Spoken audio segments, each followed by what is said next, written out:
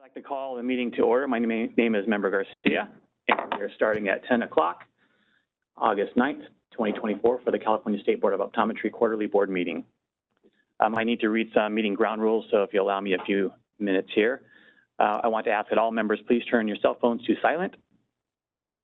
We have designated a time on the agenda for public comment and ask for public comment on each agenda item. I ask that you be respectful of the need to conduct the board's business. This meeting is available via teleconference. Individuals listening to the meeting will have an opportunity to provide public comment and will be assisted by a moderator who will be facilitating the teleconferencing process.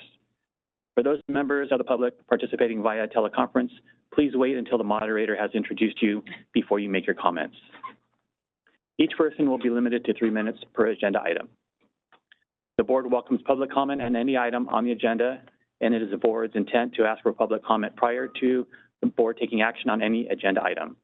If for some reason I forget to ask for public comment on the agenda item and you wish to speak on that item, please raise your hand and you will be recognized. Today's meeting will be run according to the Open Meetings Act as required by law. We plan to end today by 4 p.m. or sooner. And I'd like to introduce our EO. Good morning, everybody. Executive Officer Greg Pruden. Thanks for joining us. Thank you. EO Pruden and I were discussing the agenda the other day. He made a suggestion that we review our mission, vision, and core values prior to the meeting, and I thought it was a great idea, so thank you for that suggestion. So we're going to do that now. As all of us know, our mission of the California State Board of Optometry is to protect the health and safety of California consumers through licensing, registration, education, and the regulation of optometry and opticianry. Our vision is to have the highest quality optometric and optical care for the people of California. Our core values are consumer protection, integrity, transparency, professionalism, excellence, diversity, equity, inclusion, and belonging. At this point, we're going to move on to agenda item number, at this point, we're going to have a roll call to establish a quorum. Member Clemens? Present. Member Dawson? Present. Member Sue?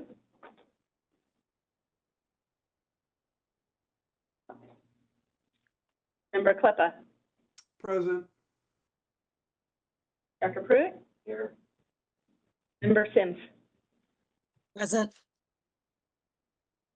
Dr. Wong? Here. Dr. Bragg's present. Vice President Linden? Present. President Garcia? Present. Thank you very much.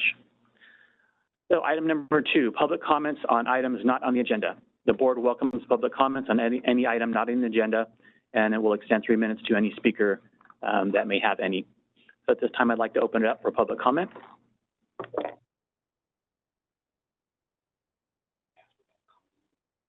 Any public comment in the room?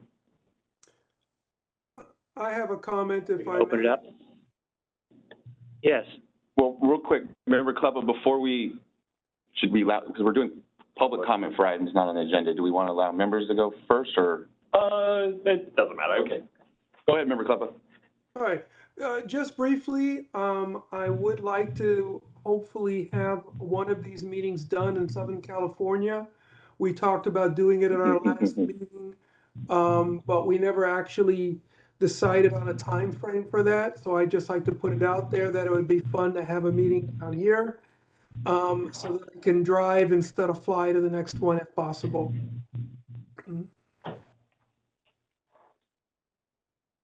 That's it. Thank you, Member Kleppa. Any other member comments for items not on the agenda? Okay, now we'll open it up to the public. This is the moderator. If there are any members of the public on the WebEx who would like to make a comment on an item that is not on the agenda, you may look for the hand icon and click that to raise your hand, or you may look for the question mark icon, click that, type the word comment into the text box, and click send. Each speaker will have 2 minutes with a 30-second warning. If you are a call-in user, you may press *3 to raise your hand. Are there any comments on the for items not on the agenda?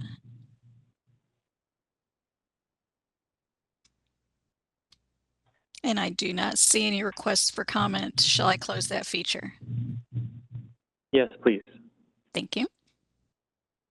Thank you. Okay, we're going to move on to agenda item number 3. President Garcia? Yes. Why don't we know for the record that Member Sue has arrived at 10:05? Has arrived at 10:05. 10:04. Thank you, Member Bragg. Good job, Secretary Bragg. Okay, item number 3, discussion and possible approval of minutes from the May 31st, 2024 board meeting. Are there any additions, corrections to the minutes as written?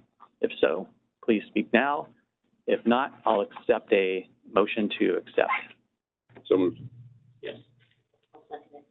First and second. Now I'd like to open it up to public comment for any comments from the public on the minutes from May 31st. Start in the room. Oh, okay. Any? We We did that already.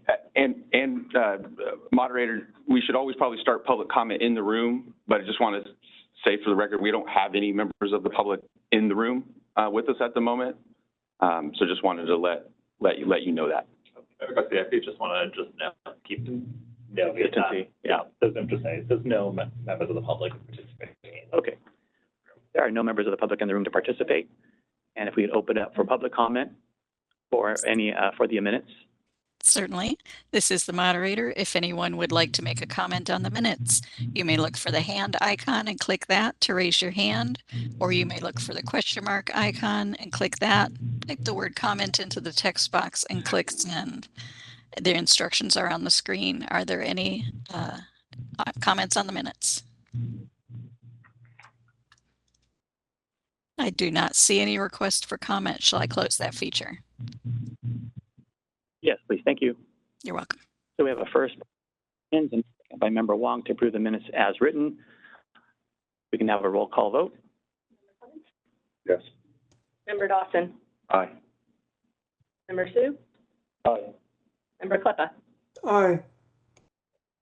Dr. Pruitt? Aye. Member Sims? Aye. Dr. Wong? Aye. Dr. Bragg? Aye. Vice President Linden? Aye. President Garcia? I vote aye. Motion passes. Now we'll move to agenda item number 4, discussion of possible action of Department of Consumer Affairs update. Karina Moreno from DCA Executive Office and Debbie Shaw and Harmony Del Filippo from the DCA Budget Office.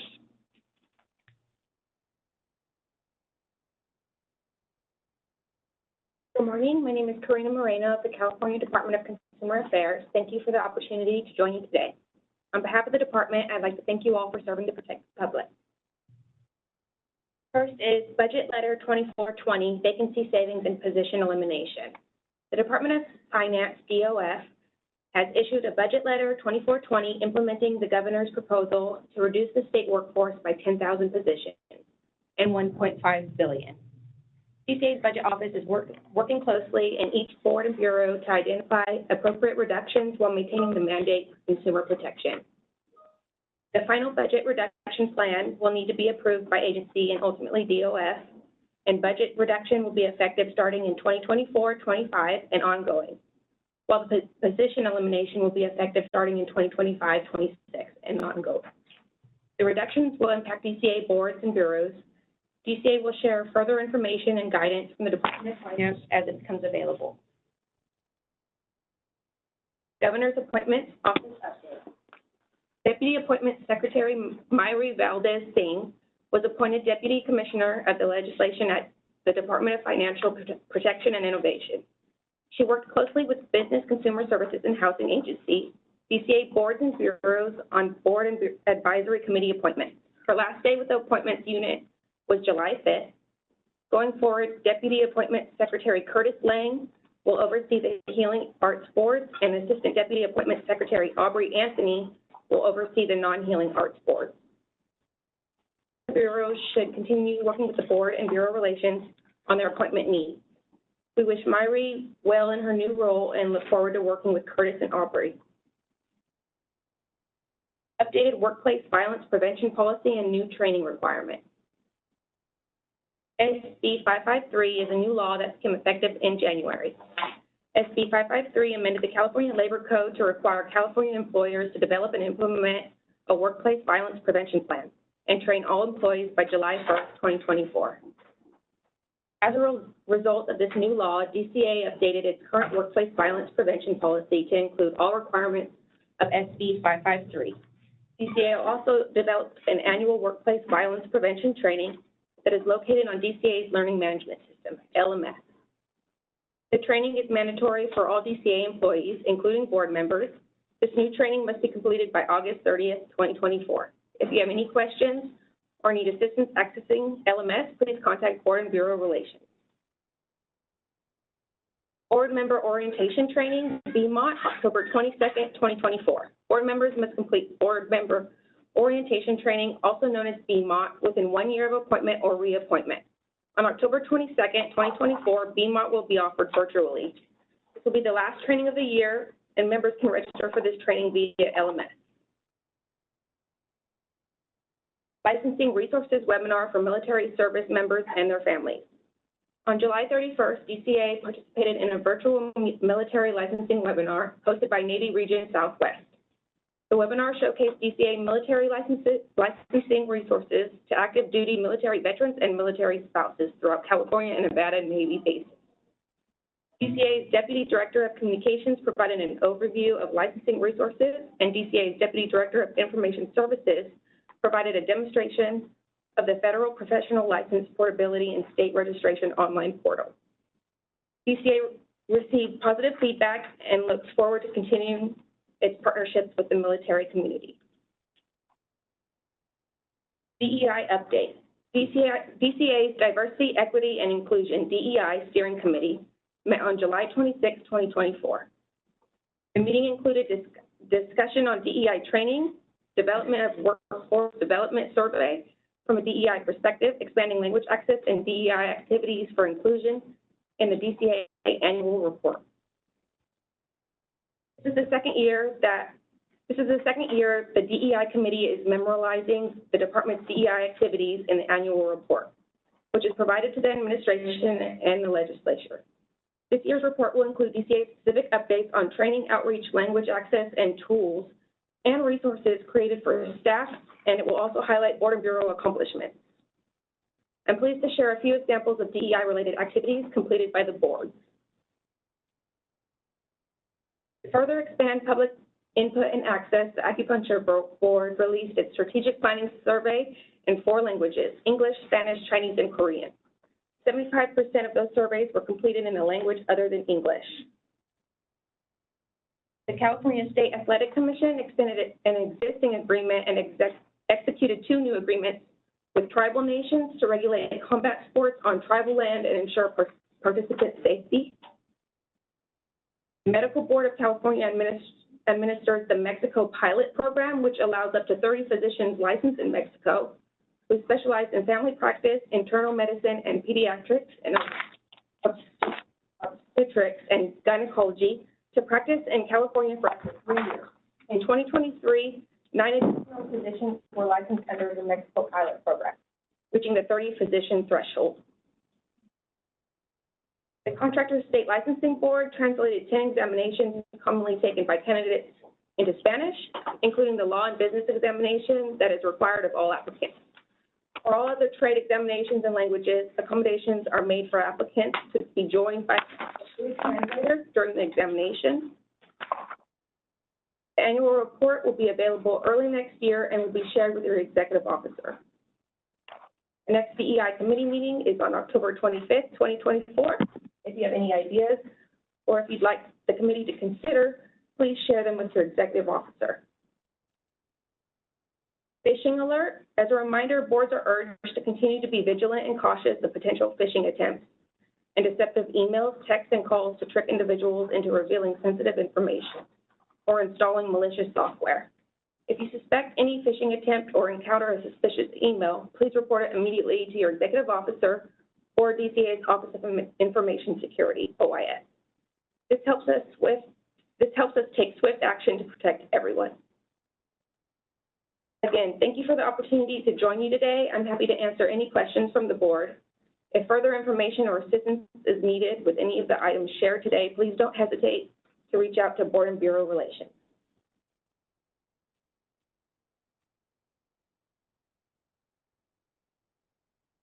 Thank you very much for the very good report. I appreciate it. EO Pruden, did you have any comments? Yes, just a couple comments. Several of the items that were just talked about, workplace violence, for example, BMOT, I believe all of our members have completed those trainings, especially BMOT. I think a few of you may still have some workplace violence to do. I believe, as you said, is due by the end of the month. So please make sure you do that. Last I checked, there's just a few members that still had to complete that. BMOT, though, I believe everybody has taken BMOT within 1 year of the appointment or reappointment. So you're good on that. That's not to say if you want to take BMOT again, that's not to say you can't. I know it's a long day, and they throw a lot of information out at you. So you do have the opportunity to sign up for it again, but I do believe everybody has complied with that. The other item I wanted to speak about, and I think we'll touch on it in a few other items, perhaps the next item as well, is the vacancy cuts that were just mentioned. This is going to impact our board. We don't yet know exactly how, but it is going to impact our board. Just to remind the board, just a month ago, effective July 1, we gave up 2.5 positions. 2 of that 2.5 was related to the mobile optometric office program. When that program was enacted, we sought and received resources on a limited term basis to implement that program. We received two positions for that. That funding was to run out in June of this year, and needed to make a decision about whether we wanted to seek permanent authority for those positions. It was the decision that I made at the time that we did not need to seek permanent authority for those positions, and that they could fall off. And so 2 of that 2.5 positions fell off effective July 1. The other half position that we gave up was related to a bill during the COVID times, SB 509, and we received a half PY, a half position, to help implement that bill. This was when COVID hit and Part 3 testing for optometry applicants occurs in North Carolina, and there was a concern that they weren't going to be able to take their final exams and then apply for licensure. So SB 509 was a temporary licensure bill, and we got a half position for that. The impacts of COVID didn't materialize in the way that we all thought, and the temporary licensure program hasn't really been utilized, so that half position is not necessary as well. So this board reduced its PYs, its personnel years, from 19.9 to 17.4 effective July 1. What the DCA update was just sharing is further cuts that are going to be coming to not just our board, but all the boards and bureaus at DCA, including DCA itself. We don't yet know the exact impacts of that, but it's probably going to equate to at least another position. So we are having to undergo drills and exercises this week. This is all brand new this week and going into next week to try to identify what vacancies we have and whether we can afford, if you will, from a mission critical perspective, to give any of those vacancies up. We have several vacancies, several of which we've talked about with the board that we are recruiting for, and we'll talk a little bit more about some of our organizational chart at a future item in this meeting. But we are going to have to give up probably at least one more position. Don't yet know exactly what that position will be. Don't yet know what the impacts of that will be. It obviously will reduce program budgets over time by not having that position on the org chart. I think as a small board, the pain that we're going to experience is going to be a lot less, perhaps, than some bigger boards that are going to have to give up maybe dozens, if not a higher number of positions. Because we're fairly small, we're probably only going to have to give up one. So I wanted to share that with the board. We will keep the board updated about what that position that we have to give up is and what those impacts might be. But this is all a very, very fluid situation. I do also want to be honest with the board that the cuts probably won't stop here. The governor's budget enacted over the summer also calls for a 8% cut to operating expenses. That's different than cutting vacancies. The administration has not yet put out detailed information about how that will be achieved and what drills we will have to do to effectuate those 8% cuts, but that is likely to happen in the near future.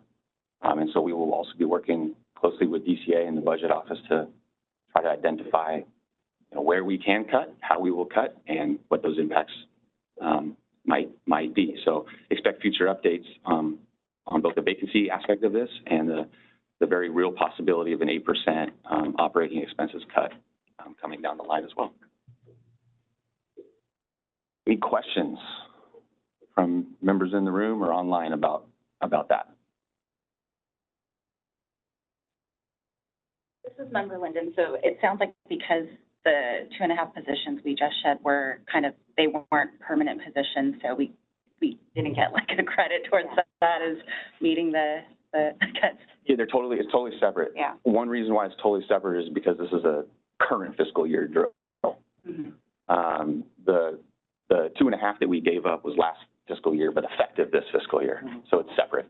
Okay. This is all pursuant to the Budget Act. That was, enacted over the summer and calls for the elimination of, I believe, 10,000 vacancies across the state. It's important to remind everybody that, we have no connection to the general fund. Mm-hmm. We are a special fund entity. We don't receive a penny from the general fund. So how exactly these cuts improve the general fund, I think, is a little bit unknown to me, at least. But we are being asked to share in the pain like everybody else. So yeah, there's no allowance or credit, if you will, or goodwill to the fact that we did make cuts. That 2.5% was a 2.5 positions is a 12.5% cut. Cutting another position from the 17.4 is about an 8% cut. So it's about a 20% cut in vacancies. Now, as we've talked about with this board, the vacancies have been the main tool that I've been using to manage our fund and to keep it in the best place that we can. And so if you remove vacancies, you remove the main tool that a program has to control the fund, if you will. The other sort of things to think about are, especially at a small board, promotional opportunities for staff are rare, right? There's less room to move up at a small board. And so promotional opportunities largely exist outside of small boards. Some of our vacancies are on the promotional ladder, if you will. And so if you remove those, then you remove opportunity for current staff. And that kind of furthers that already existing problem that you have as a small board in terms of promotional opportunities. So there's a lot of possibility for impact here that's a little unknown and uncertain at the moment. But we will be looking to give up a vacancy or cut a vacancy that will have the least amount of impact to what we're doing in our operations. So look forward to updating the board on this in the future. See, Member Kluppa has a hand up too. Thank you. Do have a follow-up question to Member Linden's question. Given that our cuts do not add anything to the general fund, is it possible that we may be exempted at some point from some or all of those cuts since it has no practical effect?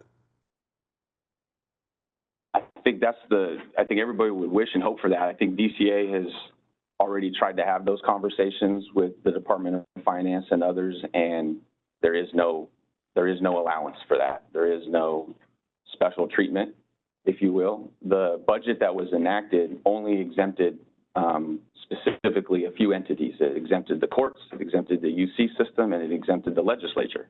It didn't exempt any other special funded departments or boards and bureaus. So we are being told we have to identify this vacancy by Monday. There is not going to be any grace or consideration given to the fact that we're special funded or the fact that we've given up 2.5. It's identify the position, or if you don't, the administration will identify it for you and make the cut. Just one more follow-up to that point then. What happens to the funds that we don't spend because we cut the position they were intended for?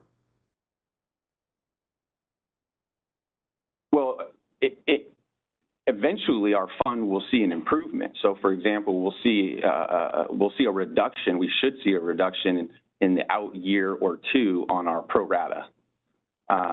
So we pay every position that we have. We contribute a sizable percentage of our fund, of our money, to the department for pro rata. That's what pays for our legal services. That's what pays for our budget services. That's what pays for our HR services, our IT services. And that's based off of your org chart, your position count. So a reduction in position count should mean a reduction in the pro rata that we're sending to the department and to the state. I notified the board at the last meeting that our statewide pro rata was going up from 191,000 to 330 some odd thousand from one fiscal year to the next. We should expect to see that number, that 331,000 number, come down eventually in a year, two, maybe three, based off of our org chart. So that is a positive, if you will, improvement, especially in the context of our structural deficit, right, that we have in the fund. If we're spending less money on expenses, if you will, that'll be an improvement. But it's hard to see how collectively as a department, right, as a board, as part of a department, this is going to represent tens of millions of dollars in cuts to the boards and bureaus and the department itself. It's hard to see how a cut like that won't impact service. Mm-hmm. So I think that's something that everybody's mindful of. Thank you. Yeah. Anything else? No, I just wanted to share that context and additional information on the vacancy cuts. Okay, thank you. We're going to move on to agenda item number 5. Oh, we got to do budget update.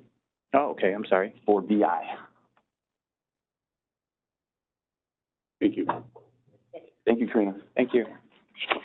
And we have Debbie Shaw and Harmony. They're going to. Thank you, President Garcia. Oh, yeah, Harmony and Debbie, we're ready for you. So please proceed when you are ready.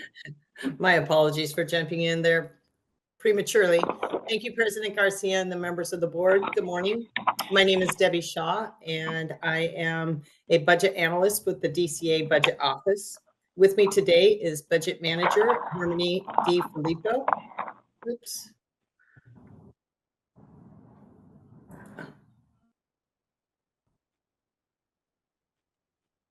Sorry, I need to turn my camera on. Hi, sorry about that, folks. With me today is Budget Manager Harmony D. Filippo. I want to thank the board and the executive staff for allowing me a few minutes to present on agenda item 4B, the board's expenditure projections and fund condition statement. First, I'm going to start with the board's expenditure agenda items, 4BI, page 1 of your materials. These projections are based on actual data through fiscal month 11. This report includes 22-23 actual expenditures in green, as well as 2023-24 budgeted and projected expenditures in blue and orange. As we move to the end of the document, you will see the board had a beginning base budget of approximately $4.1 million and is projected to spend a little over $2.7 million, creating a reversion to the board's fund of approximately $1.3 million, a reversion percentage of approximately 33.14%. The next document I will be going over is the board's revenue projections, page 2 of your materials. This report includes receipts collected through May and projected revenue through to year end. I will go further into these projections as we transition to the next slide. The next slide is the board's fund condition statement, page 3 of your materials. As a reminder, we read this document top to bottom, left to right. The left column is the board's prior year, 22-23 actuals. The board ended 22-23 with $1.732 million reserve balance, or about 6.9 months in reserve.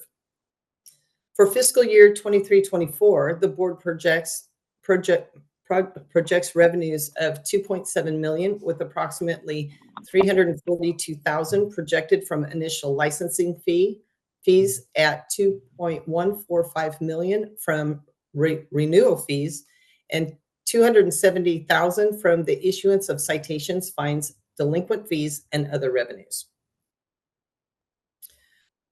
The board's 23-24 expenditures based on the governor's budget with FM11 projections is just under 3 million, between 2.762 million in authorized expenditures and 231,000 in direct draws to the fund, leaving the board with a fund balance of just over 2.7 million or 7.5 months in reserve.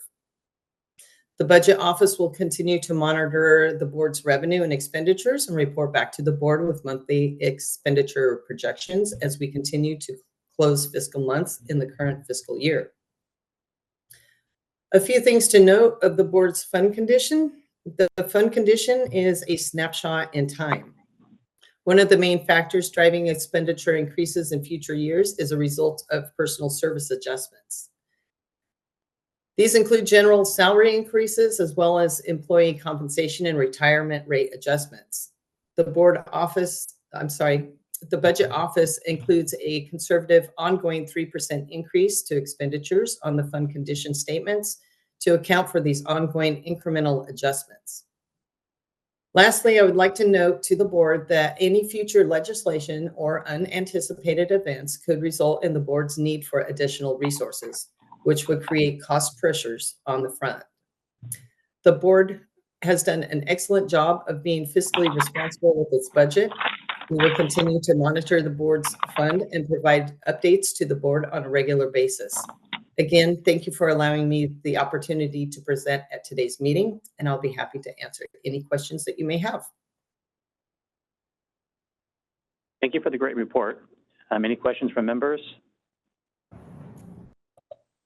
I have a couple questions if no one in the room has any to begin with. Sure, go ahead, Member Klippa. Thank you. Turning to the second page, I guess it is, fund analyst report. No, not that one, the one before that, I think, or the after, whichever one has, no, third page. There we go. Okay. Fund condition. I'm sorry? That's the fund condition. Fund condition, thank you. So a couple questions. If we look under the section entitled Revenues, Transfers, and Other Adjustments, we go down towards the bottom of that section. It says transfers to and from other funds. Do you see where I'm referencing? Yeah. Okay. There's a number there, 1,263. This is 1,000, so it's a $1.2 million number. What does that represent? Oh, I'd be happy to and tell you what that is. So the board had two funds. We had an optometry fund and an opticianry fund is the simplest way of thinking about it. We inherited that second fund when the board took over the optician program in 2016, 2017, when it came over from the Medical Board of California. The funds were separate.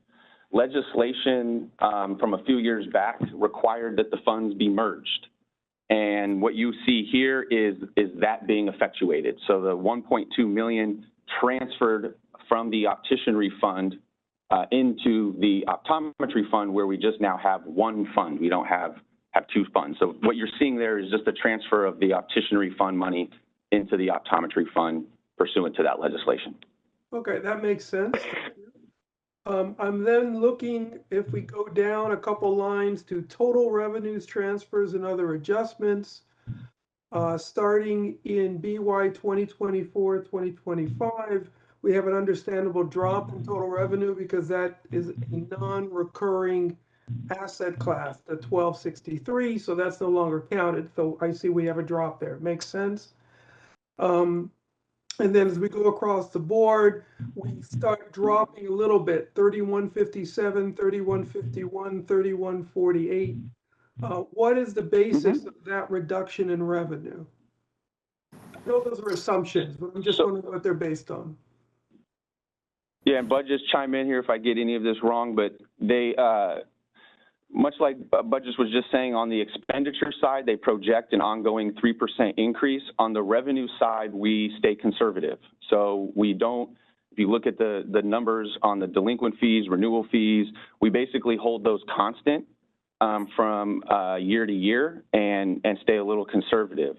So the reason why you see a reduction from 3157 to 3151, 3148 is accounted for a drop in the income from surplus money investments because we hold all of the other line items constant.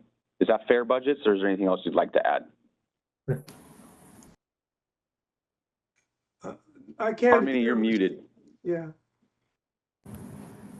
Sorry, yes, that's correct, Greg. And we do review the revenue every year and update. So in the fall, you will see, in January, after the release of the governor's budget, you'll see that that revenue has been updated. So that's something that we re-review every year. Okay. So that's based on assumptions of income, and that will vary because we're looking into the future and our crystal ball may be a little cloudy. I get that. Yes, and that does also include the fee increase that recently went into effect. And so that is still could over time materialize different as well. And so that will play a role into that revenue. Makes perfect sense. If we can go one more line down under total resources, if we're looking at BY 2024 to 2025, the number there is 5916. The next year, 4680, the next year, 3345. Why the drop in total resources over those 3 years? Because the board has a structural deficit. I'm sorry, please repeat. Because the board has a structural deficit. We spend more than we bring in. So over time, the total resources drops. Okay, so we're expecting that significant a loss of income over those 3 years then? It's Possibly, not a loss in revenue. You can see the revenue. Yeah, go ahead, Greg. Go ahead, Harmony. Go ahead. No, go ahead. So it's not that there's a loss in revenue, it's that each year as the board expends more, it pulls from the overall fund balance. And as you can see, the beginning of each year starts with that previous ending point from that fund balance. So the revenue is static right now, but after that is reassessed, you will see a different picture within that fund balance reserve at the bottom of those months over each years, in addition to any reduction in expenditures. So the board has always is projected to spend at their full appropriation. However, the board has historical reversions, which will also impact that months in reserve and keep it from going into the negative. And Member Kluppa, do you? Oh, go ahead. I was just going to say, Member Kluppa, do you see down in the expenditure side, if you look across the first line item in expenditures at 2.712, 2.762, and then it goes to 4, 4.1, 4.2, do you see that? Yes. So that's what Harmony was just saying. That 4 million number is if we were to fully expend our budget. And the only way we would fully expend our budget would be if we were fully staffed up. As we just talked about a few moments ago, we're not going to spend anywhere close to that 4 million for a couple reasons. One, we're going to have a cut in our vacancies. So we wouldn't even be able to fully staff up to that number and spend that number. But the other reason why we won't be spending over 4 million next year, or probably in any of the out years, is because of the management of the fund that we've been doing. Because we know we're not bringing in north of 3 million. Under the new fee increase, we're projected to bring in just over that, right? 3.1. So if we were fully expending our budget, we'd be spending $1 million more every year than what we were bringing in, and the fund would go negative as it shows on the fund condition chart. But I think the better way of viewing that 4 million, 4.1 million, and 4.2 million is to think about what we've been spending this past fiscal year and the year prior, which was right about 3 million. So I think that this board will be spending in this current year and in the next year somewhere between 3.3 million, not the 4.1, 4.2. And if we manage the fund in that way, then the resource number that you were just talking about and asking about will be different, right? Because this fund condition is projected off the assumption that you fully expend your budget, which of course we are not doing. So our actuals, if you will, our months in reserve are probably better. We're not going to go negative in 26, 27 like this fund condition shows, because I'm not going to spend 4.1 million. I'm going to spend $1 million less. So that careful management of the fund needs to be done to avoid the deficit. I hope that is helpful. Yeah, that's very helpful. Does that also mean that the positions that you indicated we cut figured into this budget projection, or not yet figured in? Not yet. So we're going to be doing a lot better than it shows now once those are figured in, I assume. Yeah, I say there's a couple of moving pieces here. Harmony said, and Debbie, I think, said too, you know, we still don't know the actual impact of the fee increase. It's only been a month. We had projected somewhere around 500, plus thousand in new revenue coming from that, but it's going to take a little bit of time to see how that actually shakes out, right? Is it coming in as projected? Is it higher? Is it lower? And obviously that's an input that's going to matter to the overall fund. So I just wanted to point that out on the revenue side, that there still is a little bit of unknown with that issue. But on the expenditure side, I think we have a pretty good idea, or a better idea, about what we're actually going to spend. Now, there's always a caveat here, which is it only takes one big enforcement case to blow your budget.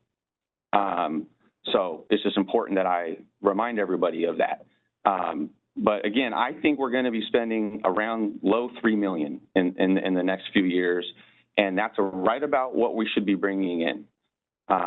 Another way of sort of thinking about this is, basically every year we start with like $1 million structural deficit, right? If we fully expended our budget at 4, but we're only bringing in about 3, that's $1 million structural deficit. As you can see from the current year numbers here, we spent just under 3 million, 2.993, and we brought in 2.75. So we ended the year with the structural deficit of under 300,000. That's better. That's an improvement than the last fiscal year. Last fiscal year, the structural deficit was around 350. So we did a better job managing the fund this year, which improves it over the long haul. So that's just even more context to how some of these numbers work and can move around. All right, much appreciated. I have a comment. Of course.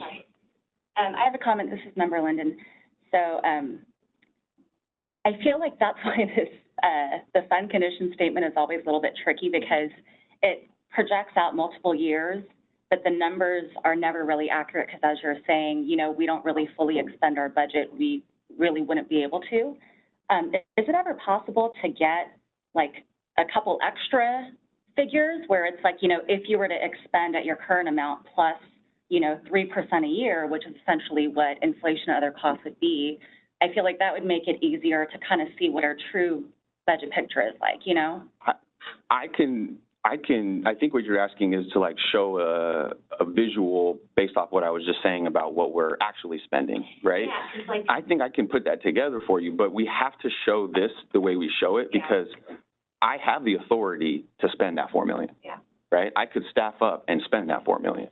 I know that it's probably not the smart thing to do given our fund condition, but my mission, our mission, is not to look at the fund condition, right? My mission is to care about consumers and protect them. And so if I'm seeing a need, or we're seeing a need, then I'm going to have to staff up irrespective of what the fund condition says.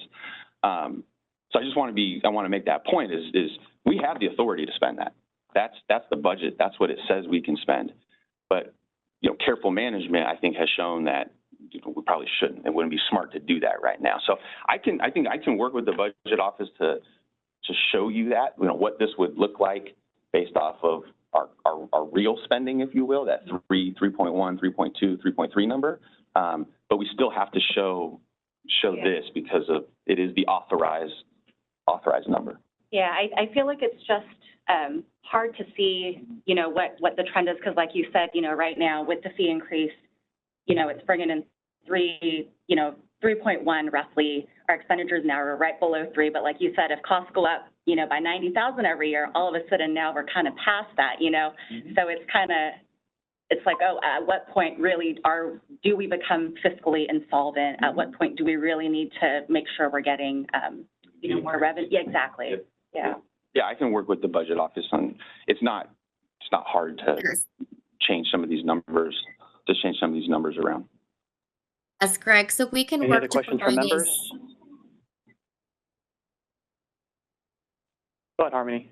I'm sorry. We can, we can provide a second fund condition statement that shows the historical savings, kind of like that estimated projected savings to give you that better picture. Then you'll have the true fund condition and then the estimated to give you that like a scenario of what it would look like if the board had X number of savings kind of based off of that historical savings. So that is something that we can put together. That would be appreciated. Yeah, Harmony, I think that from those of us that come outside of the state system, it makes more sense for us to see it that other way, because we kind of look at it from the real numbers as opposed to, you know, the theoretical numbers that we can spend. So it would be helpful. Yep. Absolutely. Any other questions from members? Seeing none. Any members from public in the room? Christine, if you will just come to that chair, there's a microphone on the table, so they'll be able to hear you better. And identify yourself, please. Christine Schultz, representing the California Optometric Association. I just have a question about when you're going to make a decision about needing to increase fees even further through a legislative route. That's a good question. There's no current plans to further raise fees. I think when we bring to a future board meeting some of the scenarios that we were just talking about, it'll better visually help folks see what the out years look like. If you're looking at the fund condition right now and you look at that 4 million number and think about it, that we're really spending 3.1, then we don't go negative in 2 years. We don't go negative for probably 4 or 5, 6 years. So my assessment is that I don't see in any immediate need for a fee increase. I think when we were going through the regulation for fees a year or so ago, the picture was a little less clear, and we thought that we might be talking about fee increases as part of sunset review. I don't think that scenario is still on the table at the moment. Well, then I want to thank the board so much for their efforts to, you know, spending less than $1 million than you're budgeted is pretty amazing. So thank you for all the work you've done. We can open up for a public comment from outside the room. And this is the moderator. If anyone would like to make a comment on the executive report, you may look for the hand icon and click that to raise your hand, or you may look for the question mark icon, click that, type the word comment into the text box and click send. Each speaker will have 2 minutes with a 30-second warning. Are there any comments on the report?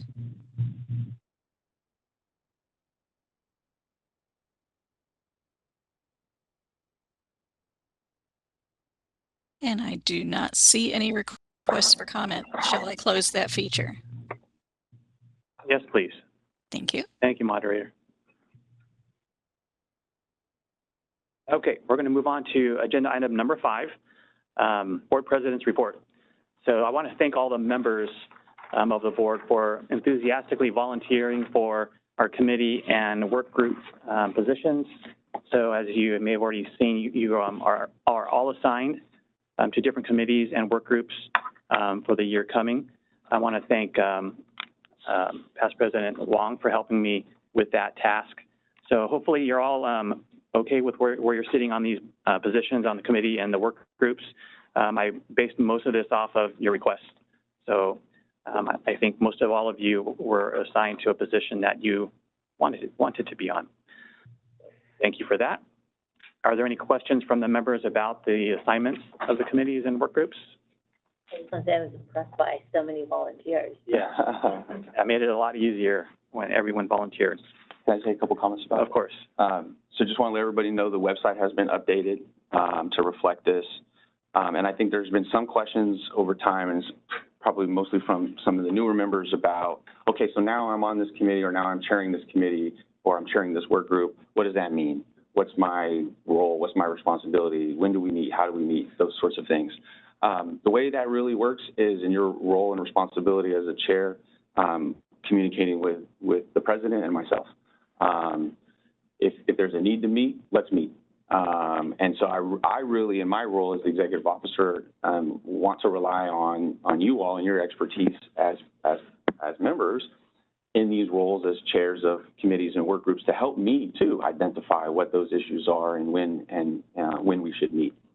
And so I would ask that of the new chairs of these committees and work groups to let me know too when you see issues that you feel that we should meet about. So I just wanted to throw that out there and make sure that especially for our newer members that have some chair roles, that would look forward to hearing from you about issues and items that you want to meet on, and then we'll have a discussion and decide about what that looks like, how we do it. There may be issues that might not need to start at the committee level and could come straight to the board, for example. So if there's any questions about that, we're happy to take them now or at a later time. It looks like Member Kleppa has a hand up.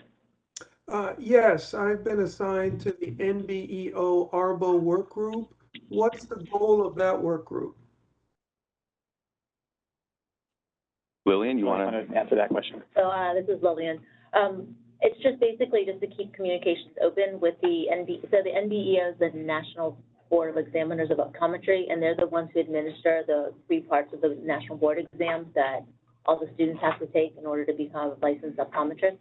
So it's just to basically work with NBEO. So NBEO, and then ARBO is the American Association Regulatory Board of Optometry, and that's the national branch of regulatory boards for optometry. So it's just to kind of keep communications open with both of those groups. Member Club, I'll give you an example of an item in the past. I kind of alluded to it a few moments ago about when COVID hit and the testing challenges that existed. Part 3 of the national exam is only offered in North Carolina, so everybody has to fly there to take it. And there was a lot of conversations, I think, that this work group in the past was a part of, including Lillian herself, around, can we have a California testing location? Can there be a West Coast location? And Lillian and you can talk about that because there's a long history and a lot of conversations that happened on that topic. We probably don't need to do that right now. But that's an issue that this committee, this work group has looked at in the past, is dialoguing and being a liaison to ARBO and NBEO on a specific problem, right, or issue that came up. I still think that there are some, on that topic, I still think that there is some, work to do, if you will. We know another pandemic will come, right? And so, what are the contingency plans that NBEO ARBO has for that next pandemic that will come? So that's just an example of something that work group has dealt with or looked into in the past. Okay, thank you for the clarification. Yes. I know work groups are limited to 2, so you don't run into like badly keen issues, but are just curious if committees are limited to 5. Brandon and I we chatted about this, I think pursuant to this process. You can't have a majority of your board on a committee. So yeah, that's why it's limited to 5. 6 would be a quorum, it'd be a board meeting. Okay. Yeah. It's also a little weird to have even numbers. Yeah. Too, on committees that do have a deciding or make recommendations. I don't know what happens if there's a tie. But yeah, there you go. Exactly. So, but yeah, that's a good question. Yeah. Are there any questions from the public in the room about our committee and work group assignments? How about let's opening up for public comment. This is the moderator, and if anyone would like to make a comment on the committee and work group assignments, you may look for the hand icon and click that to raise your hand, or you may look for the question mark icon, click that, type the word comment into that text box, and click send. Each speaker will have 2 minutes with a 30-second warning. Are there any comments on the assignments?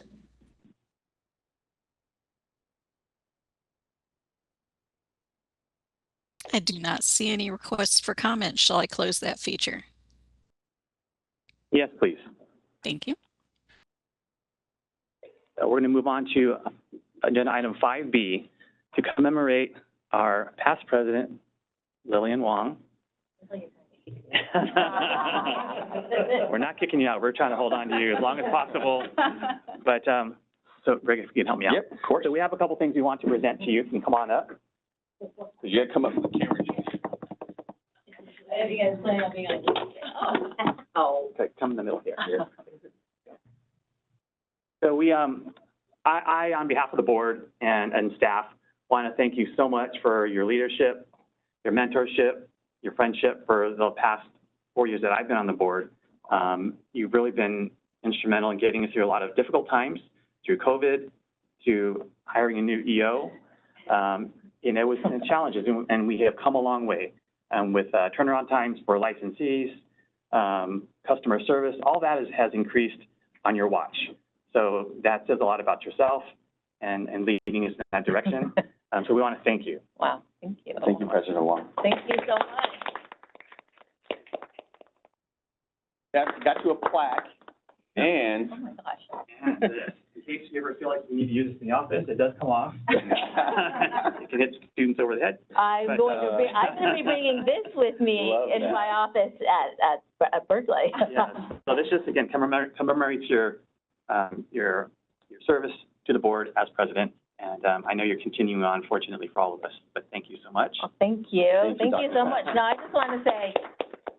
just want to say that it's been an honor. It's been an honor serving with everybody, with our team, with all the board members. We all know that it's a team effort. So thank you, everybody, for your insight, your support. I have to thank also our wonderful executive officer, as well as staff, for all of their hard work and commitment. The amount of work that you guys put in is truly, truly appreciative. So thank you very much. Let's get a picture for the Most welcome. newsletter. Yeah, great. Whoever wants. Thank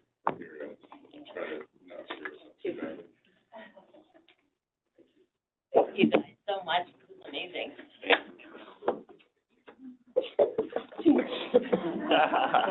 And a card. I had one person at work who was like, "Did you see your agenda?" And I was like, "What?" She goes, "It sounds like you're dead." You're dead. I was like, "What?"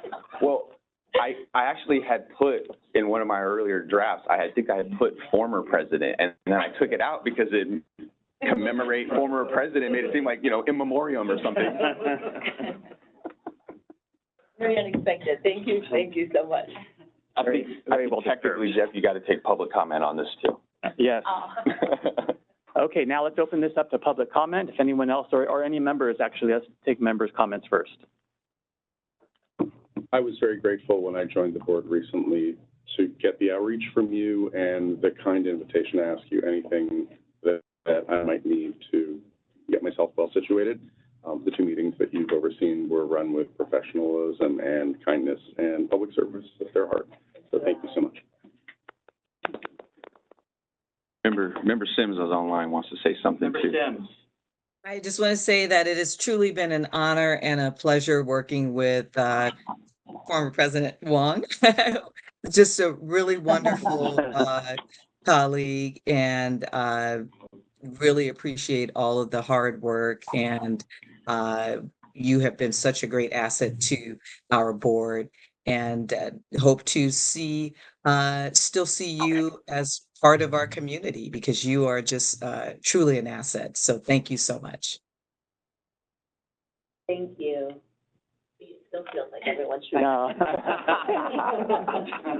If I may, I know I'm the new person. I just want to say it's a pleasure to have, as he said, work with you as the president. You'll still be Madam President to me. No offense, no offense. because it took me a while to get here, and while I was getting here, I was watching you as president, so well deserved. Well, we're lucky to have you. Yes, we are. So thank you so much. I just want to thank you too. It's been so great getting to know you and, during the meetings and even, just talking to you, outside of the meeting space and stuff like that. But I just really appreciate everything. I feel like you ran everything so well. I could tell you're so committed. You brought such expertise and professionalism and just, it was such a pleasure. So thank you. They're all too kind. Thank you. We're roasting you. Now for the rest. Former President Wong is still on the board, I believe, until 2026. Yeah. If I remember correctly, so she's not going anywhere for a couple more years. Yeah, thank you. Any other comments? Okay, any public comment? We have no members of the public in the room, Madam Moderator. Thank you. If anyone on WebEx would like to make a comment, you may look for the hand icon and click that to raise your hand, or you may look for the question mark icon, click that, type the word comment into the text box and click send. Any comments on former President Wong?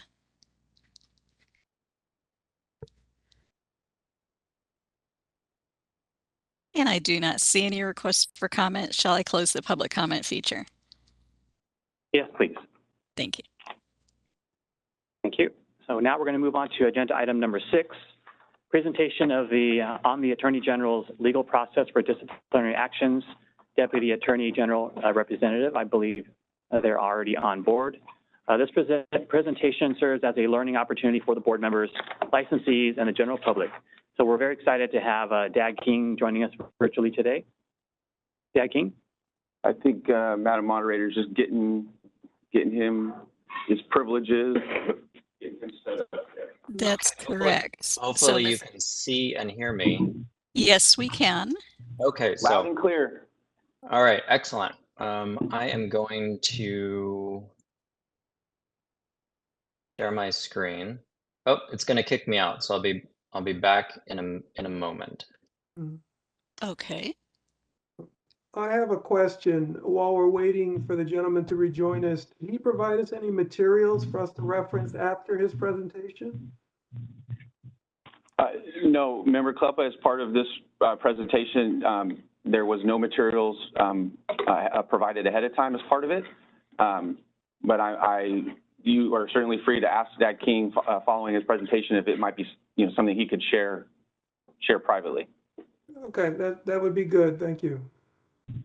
Of course.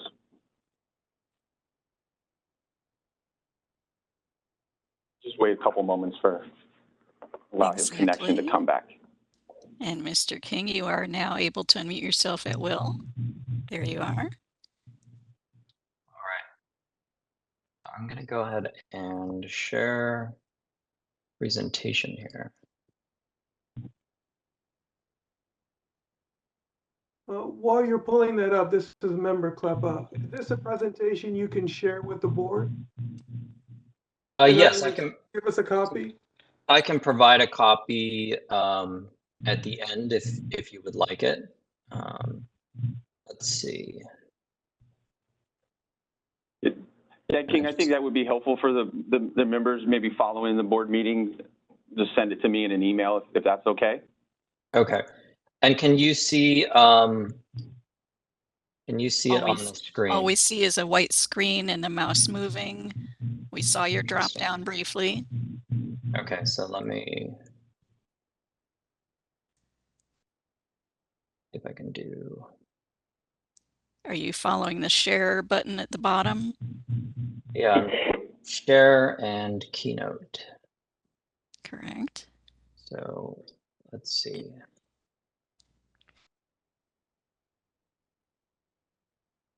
And it says starting to share.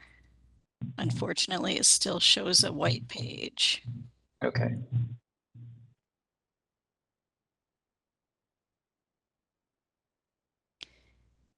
If you do not have notifications on, you're certainly welcome to share your screen instead of your keynote.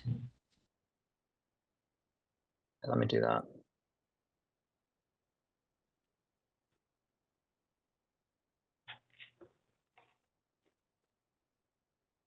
All right, so now we see your WebEx meeting. Okay, and you can't see, can you see the application? Keynote? It's a white screen. I don't know what it is, but it's a white. That's Matt, have you tried opening the presentation before you share your screen? Close, share your screen, and try to open your presentation by itself, and then share your screen and see if that works. okay.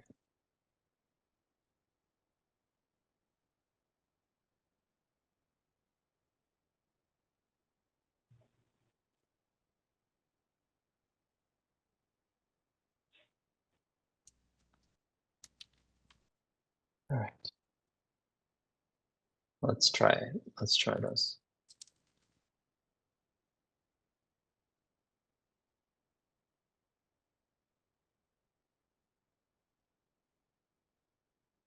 Yeah. Okay, Much better. All right. Got it. All right. Services to the rescue. So let me just move that down. Okay, all right. Sorry for the delay there. So let's start with formal introductions. President Garcia, members of the board, Executive Officer Pruden, thank you for inviting me to present today on the role of my office, the Office of the Attorney General, in litigating Board of Optometry cases. So let's first a few things. This is protected by attorney-client privilege work product. This is not meant for public viewing. It's just for you, the members of the board, and for the executive officer. Real quick, Dad King, real quick. We're not in closed session. Okay, let's do that then, if we may. Oh, well, we've got closed session. I didn't realize we needed to go into closed session for this. Oh, you'd have to notice. The next meeting, if that would be a better, if this needs to be client privilege. I'd just like to make certain that Member Dawson will also be at the next meeting. Well, hold on. Because I thought we wanted to. If he should. Is there no way that we can have this conversation? Is there any way we can avoid the attorney-client aspect of this and still have the conversation? Because I thought we wanted to just have like an overview, holistic sort of conversation here. Yeah, my sense is that, so I'd be sharing the litigation process from intake through trial, the role of the Deputy Attorney General, our view of what consumer protection is. And I believe that there may be some overlap there with attorney-client privilege material, because we are sharing the lens from our litigation standpoint. So I would feel best if we had it in a closed session, and then that the material is provided subject to attorney-client privilege and work product. Otherwise, it could be disseminated to the public, and respondents' counsel could potentially glean from it information they might need to use or want to use in litigation against the board. Mr. King, I do want to mention to you, we're an open meeting now, so the public is watching this, so please keep that in mind. I'm aware of that, and so that's the extent of my comments on that. Do we need a motion to fund this too? Well, I don't think we need a motion, but I think we can just table this as a board for now. Yeah. And then we will reschedule this in a closed session as part of the next meeting. Yeah, I won't disagree with counsel. I just will say I apologize to both you, Dad King, and to the board. I realized that we needed to do this in a closed session item, so I'll take responsibility for that and look forward to working with you, Mr. King, and your office to reschedule this for a future board meeting. I'm so sorry to waste your time. Oh, yeah, no apology necessary from my end. I just think that this is the best way to approach it, so that if there are questions, that I can answer them fully without being inhibited. Sure. Before we lose Mr. King, we do have closed session noted in our agenda. So it is something that we are scheduled to attend to, even though there was nothing we were supposed to discuss. Could we not simply postpone this presentation until we reach that part of the agenda and hear it then? So I will jump in there. So the closed session items, you do have to specifically state what you're going to close session for. And I believe we have it as a petition. Our closed session item is the board will meet in closed session for discussion, deliberation, and possible action on disciplinary matters. So not an overview or legal advice. Oh, never mind. Good idea, though. Yeah, good try. So I think we just have to table this item, unfortunately, for this meeting, which I do sincerely apologize to the board and Dad King for. And I'll just have to work to reschedule this with your office, Dad King, at a future board meeting. Could I request that we have the presentation sent to us as closed session materials before that meeting? I think that's what we'll work toward, since we now know that this must be done in a closed session. We can work with Dad King to have that presentation. And I have a way, as the members know, of providing you all materials confidentially with no ability for the public to access. So I think that's something I'll work with Dad King on. Thank you.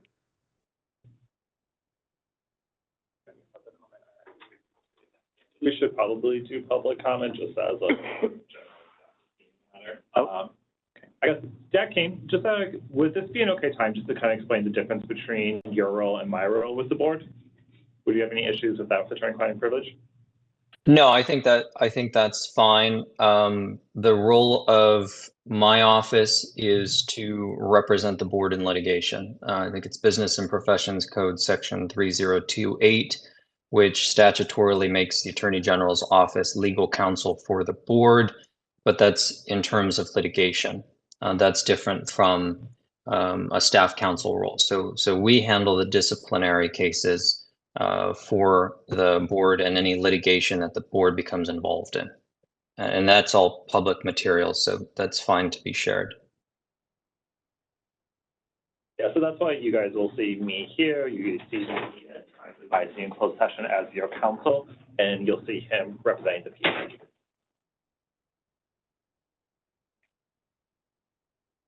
Okay. Why don't we take public comment and then move on? Yeah. Okay, so if we can open up for public comment, we can do that now. And is there any comment in the room? No, there's no members of the public here. Thank you. If anyone has any comment on the DAG issue, you may look for the hand icon and click that to raise your hand, or you may look for the question mark icon, click that, type the word comment in the text box and click send. Any comments at this time? I do not see any requests for comment. Shall I close the public comment feature? Yes, thank you. You're welcome. Thank you, Dad King. I'll follow up with you probably early next week, and we'll figure it out. All right, well, thank you. My apologies to the board members and to Mr. Pruden. I will provide the materials ahead of time confidentially, and we can have that discussion in closed session. Thank you, and have a good day. Thank you, King. Thank you. Okay, at this time, we're going to move on to agenda item number 7, discussion and possible action on executive officer's report. EO Pruden. Thank you, President Garcia and members. This is agenda item 7A, program update of the executive officer's report. First, I'm going to start with just a staffing update. I've already mentioned this related to the vacancy item, but just to cover it again, effective June 1st of this year, excuse me, this is a separate item. I made a mistake there. Effective June 1st of this year, we used another vacancy position that we had in our org chart to make our administrative analyst position permanent. The administrative analyst position supports both myself and you all, the board, in all of the administrative functions. When we received the administrative analyst position, it came with limited term resources, limited term funding. And so much like the mobile optometric positions that had limited term funding, had to make a decision about whether we were going to keep that or not. So a decision was made to keep that position because it's critical, and the way we were able to do that was by taking a vacant position number from the enforcement side. So that happened on June 1. As was mentioned earlier, effective July 1, we removed the 2.5 positions related to both mobile optometric and COVID temporary licensure, reducing our org chart down to 17.4 as of July 1. And then another staffing update, our enforcement manager, Jolie Walker, who many of you know and had worked with, began just about 2 years ago, a little more than 2 years ago with the board, and left our board at the end of last month, end of July. Took another position at another state department. We were able to recruit for that position, and the job posting closed at the end of July last month, and we'll be looking forward to reviewing applications for that position soon, and hoping to introduce our new enforcement manager at the next board meeting. Reported on this position in the past regarding our policy analyst. It is still unfilled. It's been unfilled for going on a year now. It's been a very challenging position to find enough qualified candidates to interview for. We are going to be looking at some applications in the next few weeks and seeing if we can establish a sufficient pool to interview and hopefully hire from. But that has been a challenging position to recruit for. There is an up-to-date copy of the org chart reflecting the 17.4 positions at the end of item 7A. If you want to better visualize where those vacancies that we currently have on our org chart are, especially in the context of the vacancy cut drill that we talked about earlier, you will see that at the end of item 7A. Just moving on to some board items, Sunset Review Work Group meeting update. Within the electronic materials, there's a hyperlink to a previous discussion that we had on Sunset Review, especially having to do with the process of Sunset Review. As the board knows, we have a 2-member Sunset Review Work Group assisting both myself and staff in producing the report. The work group is led by our board president and vice president. We've met twice so far to date, and we'll be meeting several more times before the report is officially turned in and submitted. We do expect to need to hold a board meeting in October.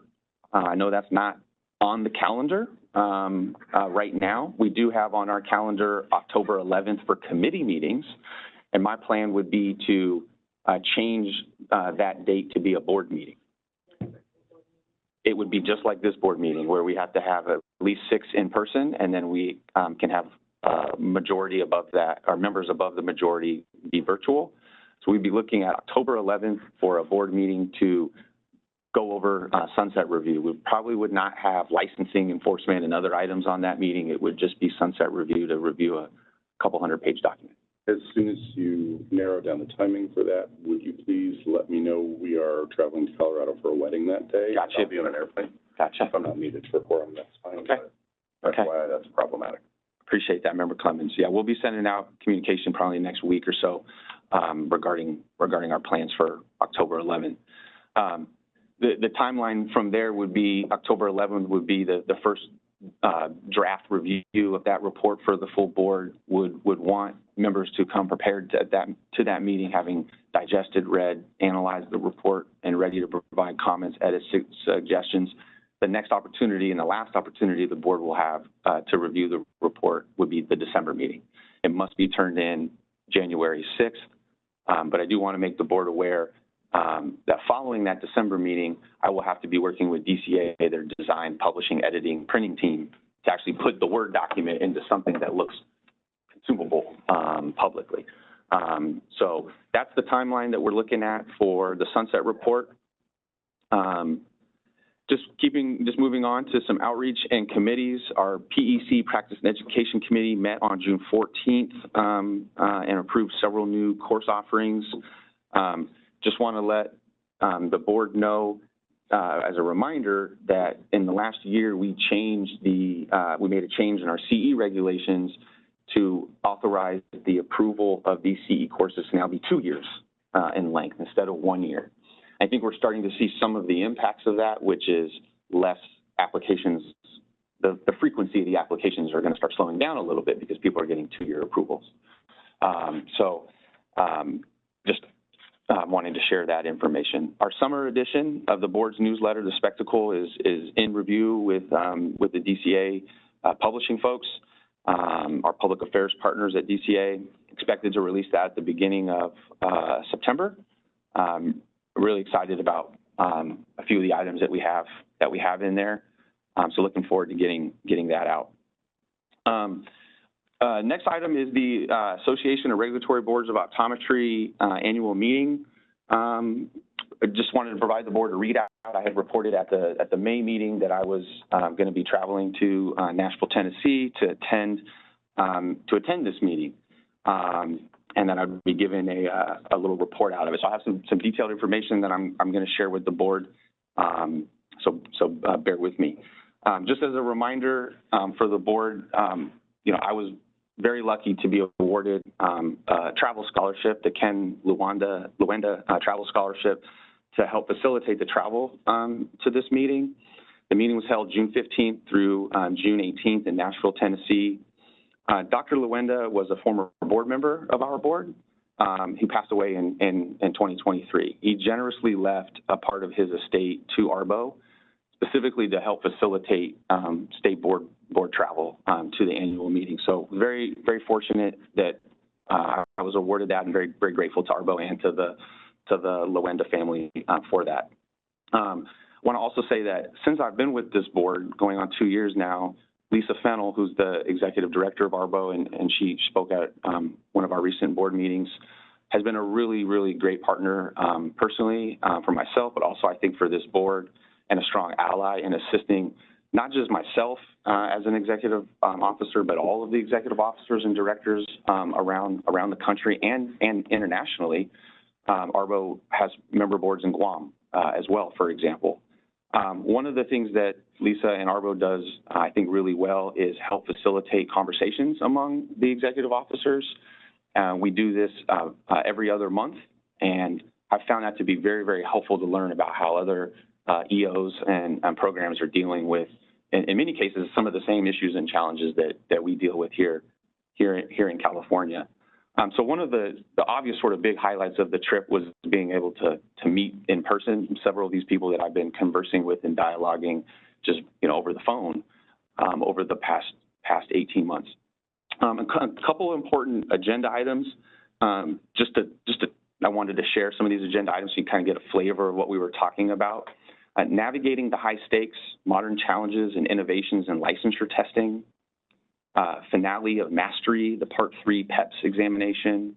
And this was a really exciting topic, navigating the AI frontier, regulatory challenges and opportunities for licensing boards. I'm going to just say a couple things about a few of these items. The first is the testing items. A very strong focus of this year's meeting was testing, just broadly speaking. The National Board of Examiners and Optometry, NBEO, as was stated earlier, is the exam provider that all state boards use for the national exam. Here in California, optometrist applicants have to take parts 1, 2, and 3, plus TMOD, which is the Treatment and Management of Ocular Disease exam. They all have to do that to qualify for licensure in California. One of the big conversations that was happening at the meeting was around the passing rates having dropped for several years in a row now. The passing rates on all parts of the NBEO exam have been dropping for at least the last several years in a row. So people are naturally asking questions about that. Now, what might account for that? Is the exam being made more difficult, for example? Does it have something to do with student preparation, perhaps? And then how might this impact workforce and licensure and applications around state boards? So this was a very strong focus. There were several agenda topics about this. And of course, NBEO is releasing this month the new Part 3 PEPS exam. And so there's a lot of, anytime you refresh an exam and you're releasing a new one, there's a lot of questions about how that's going to shake out, what that's going to look like. I think probably people are expecting some of those scores to not look so good when they first come out on this new Part 3. So that was a strong focus. Another item that I wanted to share with the board is the Council on Optometric Practitioner Education Governing Council Report, COPE. Optometric Continuing Education, CE, is the main method that this board and all of the healing arts boards in California use to determine the continuing competence of licensees. And COPE is a program, if you will, within ARBO that accredits CE on behalf of state boards, including our board. All accredited COPE CE is automatically approved under our board laws. And COPE utilizes a standard course submission process, and they have administrators that help qualify these courses and activities.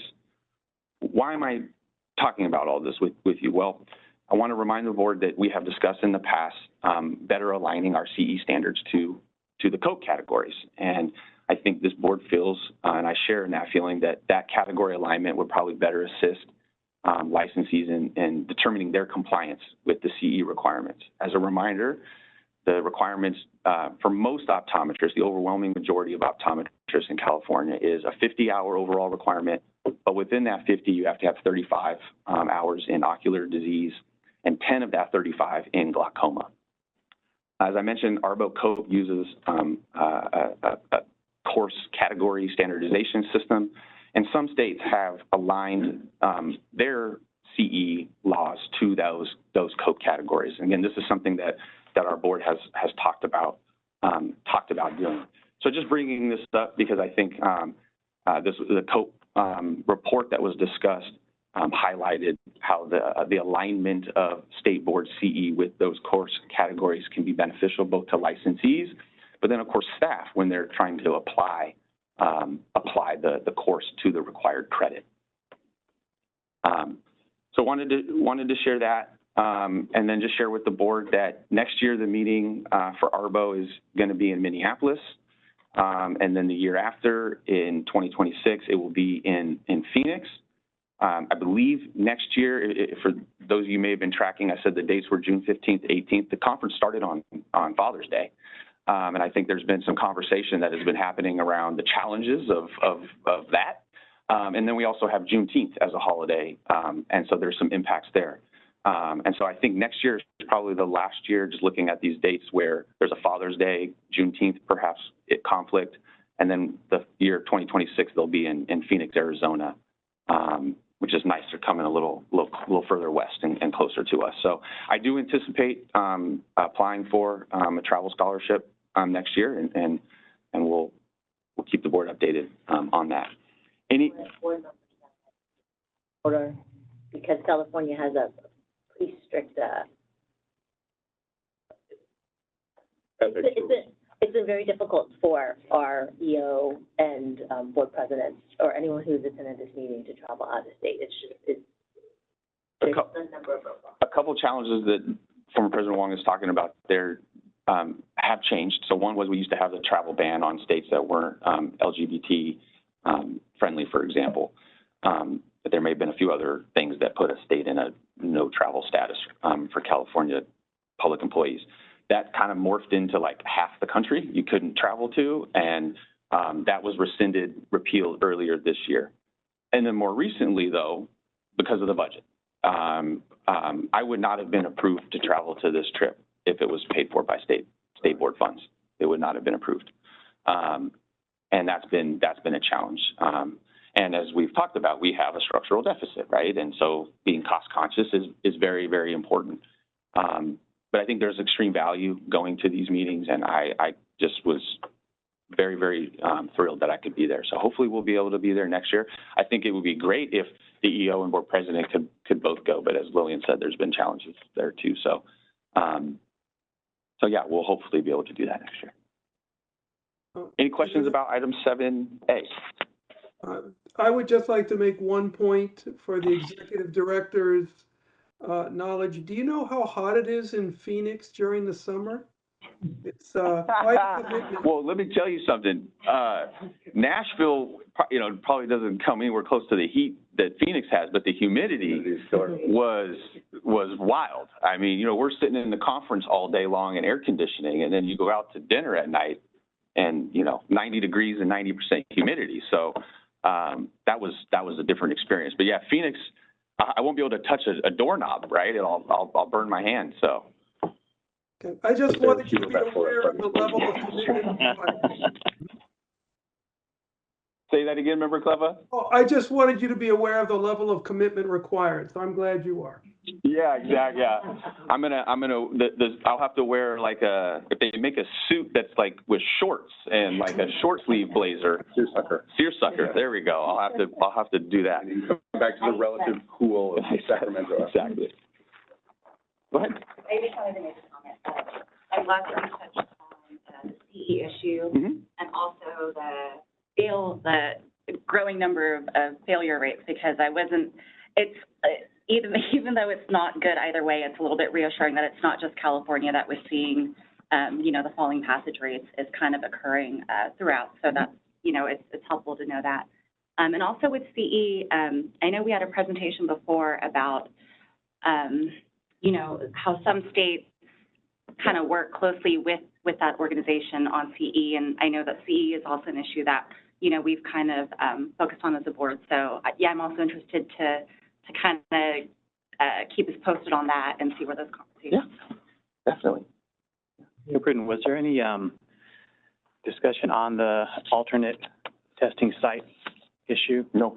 There was no real substantive discussion about that at the ARBO board meeting. NBEO did release a report, I think it was last year, where they had done a pretty extensive study looking at establishing a second test site or moving their current test site so that would be at a slightly more central location, because since it's in North Carolina, especially during the pandemic, there were discussions about how it was really difficult for everyone on the West Coast to travel all the way to North Carolina. Based on their study that they released in 2023, they decided that it was financially not viable to establish a second site or to change the current site. And part of it also just due to staffing issues, that they would have to either move staff or find new staff at the new test site. So one of the impacts was it was going to raise the fees probably of the actual cost of the exam, which is already very expensive. Yeah, so that's the other thing, is that it would have substantially raised the fees if they had to open up a second site. And they've also just recently, last year, they raised fees significantly, like I think by 50%.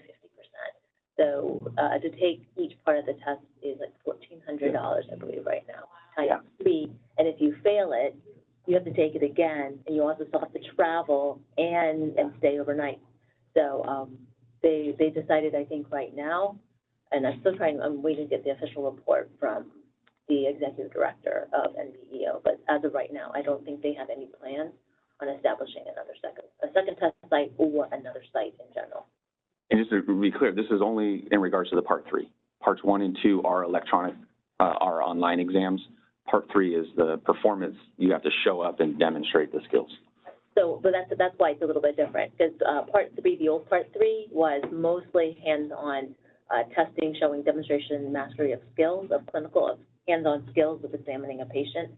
The new Part 3 is more clinical thinking, problem solving, with only a few stations that require mastery of skills. So it's very much more problem focused.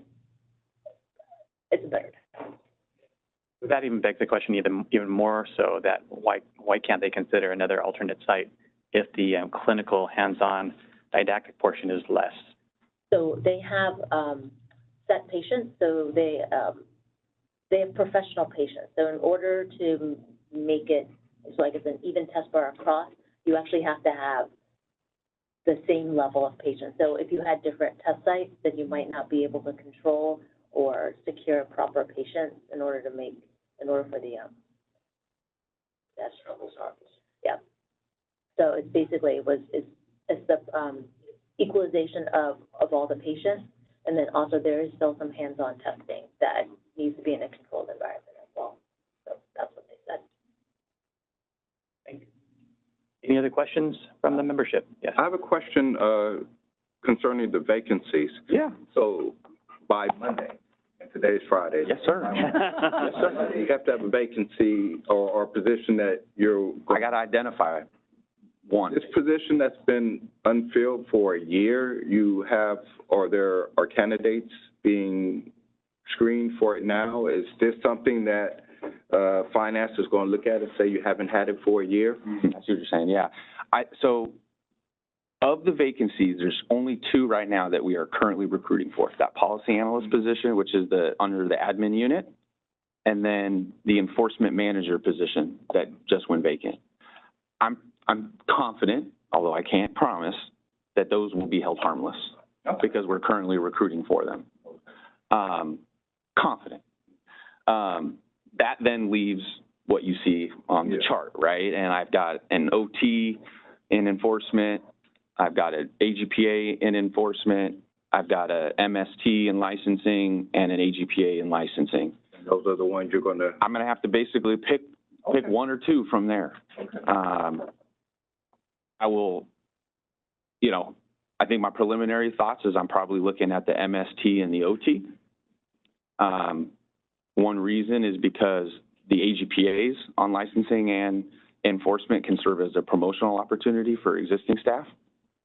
And I think that's important. And those are analyst positions, so they're more professional, if you will, right? An analyst is supposed to be doing more reading and writing and stuff like that compared to an office tech or an MST. These are all very important positions to our board, though. But if I'm going to have to make a choice, that's probably where I'd be looking. Thank you. Public comment for each subsection of 7, or wait till the end? You can do it probably at the end. Okay. I don't have a lot of public currently on. Okay. I'm going to move on then to item 7B, which is the enforcement update. In your packet, you have a memo put together by staff, and I want to give credit to our former enforcement manager, Jolie Walker, who actually put this item together before she departed. As you see here, I'm very proud of this first update here. We held recently, just a few weeks ago, our first expert reviewer witness training. I've talked with the board in the past about some of the challenges that we've had with our subject matter experts. Really, the challenges, we don't have enough of them. And on the enforcement side, we only had 2, and we needed to get more. And so we engaged in some outreach and effort earlier this year to try to recruit more, and I'm happy to report that we did recruit 2, 3, or 4 new subject matter experts and got them on contract. Then the next natural thing you sort of need to do is to train them and onboard them and get them up to speed. The 2 existing experts that we had have been doing this for a long time. And so we leveraged one of them, Dr. Turetsky, who's a former board member of this board, to assist in that work and help creating a training. And then he helped assist us in putting it on and delivering it to our new subject matter experts. So we do anticipate and look forward to bringing this to the board at a future meeting. But really happy with that effort. There was no document or handbook for the expert witnesses to hold and pick up from when they're evaluating a potential complaint. As has already been mentioned, Jolie had her last day with our program on July 30th. I just want to again thank her for her hard work and great work on the enforcement side. She started right before I did, a few months before I did, and quickly got to work making some big time improvements to the enforcement program. So kudos to her, and we certainly wish you well in your new endeavor. Moving on to the stats. A couple things I want to highlight on the stats. First, this is we have our full fiscal year of stats, so we are able to show the year-to-year change from fiscal year 22-23 to this most recently concluded fiscal year 23-24. A couple things to highlight. The first is probably quite obvious, which is that complaints went up 84%. They nearly doubled. So I'm sure you all are wondering why. more than 50% of those complaints are internally generated complaints. They come from the almost doubling of CE audits that we've done. When somebody fails an audit, that becomes a complaint because it leads to citation, as well as a lot of unlicensed activity. So one of the things that we've had staff doing over the last year is being proactive in looking for unlicensed activity. We can see, for example, that we at any one time have a few hundred delinquent FNPs. So staff researches them. Are they operating? Oh, you're operating. You have a delinquent FNP. Here's how you can renew it, so on and so forth. The goal is always compliance, and we don't want to end up in a citation or a discipline, formal discipline if we don't have to. But the overwhelming, I shouldn't say overwhelming, but the majority of the increase in complaints comes from internally generated complaints. About 50 to 60 of the increase does come from members of the public. So we did receive more complaints from members of the public this last fiscal year compared to the previous one. But a majority of the increase comes from staff-generated internal work.